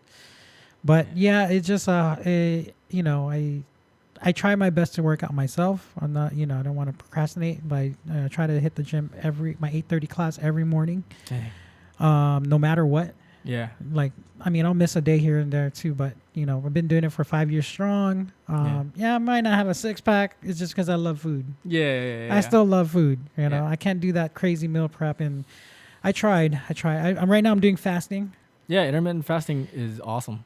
That's working out for me. So I have a picture of my Instagram. Like, I should have done like you know, how I look a year ago. There's a little change, but the one I posted, you know, was like 10 years challenge or something like that. Okay. So I think it was like, at that time it was like 205. I'm now at like 170, 175 right now, somewhere around dude. there. That's good. You know. That's huge. So, but yeah, I think, you know, working out, finding a system, finding a, you know, and being active is very, very important. Gotta do Very, it, man. you know. Gotta do it, and you'll feel better too, and like you'll have more energy throughout the day. Yeah, When you know, you just gotta get that blood moving. that's true. That's true. Yeah. That's true. But yeah, so I think that's it for us. Is there any last stuff that you want to add to? I could think of, man. But, Really- yo, thanks to everybody that's listening, watching. Yeah, no, thank you for being Yeah. here. I mean, great conversation. Cool. You know, love to have you back. Word. You Yeah. know, maybe in a couple months. You Okay. know, maybe we'll touch up on some other stuff. I think it's something we didn't talk about. We'll talk about it on the next one. Is like you said something about cooking pie, something raspberry pie. Oh yeah. And we'll talk about that next time on that one, and we'll get an update on how is it to be a dad. Yeah, for sure. You know, and you know, again, be patient, brother. Okay. Be patient, and then just enjoy every moment. Yeah. You know, don't expect Definitely. anything. Just let it be. Okay. I mean, it's hard. I can, you know, but I was there. Cool. You know, but as much as I could give you advice, it's different when it's there. For sure. You I know. think we got a good team at home too. So. Oh, that's a forward. blessing. That's always great Yeah. to have a team and support system. For sure. You know, make that schedule too. Remember I was telling you about? Oh yeah. Make a schedule, man. Okay. So there's We no got it. oh, remember last surprises. week I said this to it? No, just get a calendar or a nice board. I know. Make We do the me and Kim. We share calendars on iCal- Apple. Yeah, Apple. on the iPhone. Yeah. So we can see everything. Like, I don't. And I'll double check too. Yes, like, that works, I man. want to do something on this day, but it looks clear on my end. Is it clear on your end? You know what I mean? Yeah. Do that stuff See, too. that's like working as a team right there. Yeah. So do For that. I think that'll work. And then, I'm excited, and I hope you keep posting too. Thanks, man. I will. I'll try to make some cool posts. Yeah. So we're done. We're out. Yeah, we out. We Let's out. go eat. Let's go eat. Woo. Thank you. All right. All right. Yes, sir. Thank you.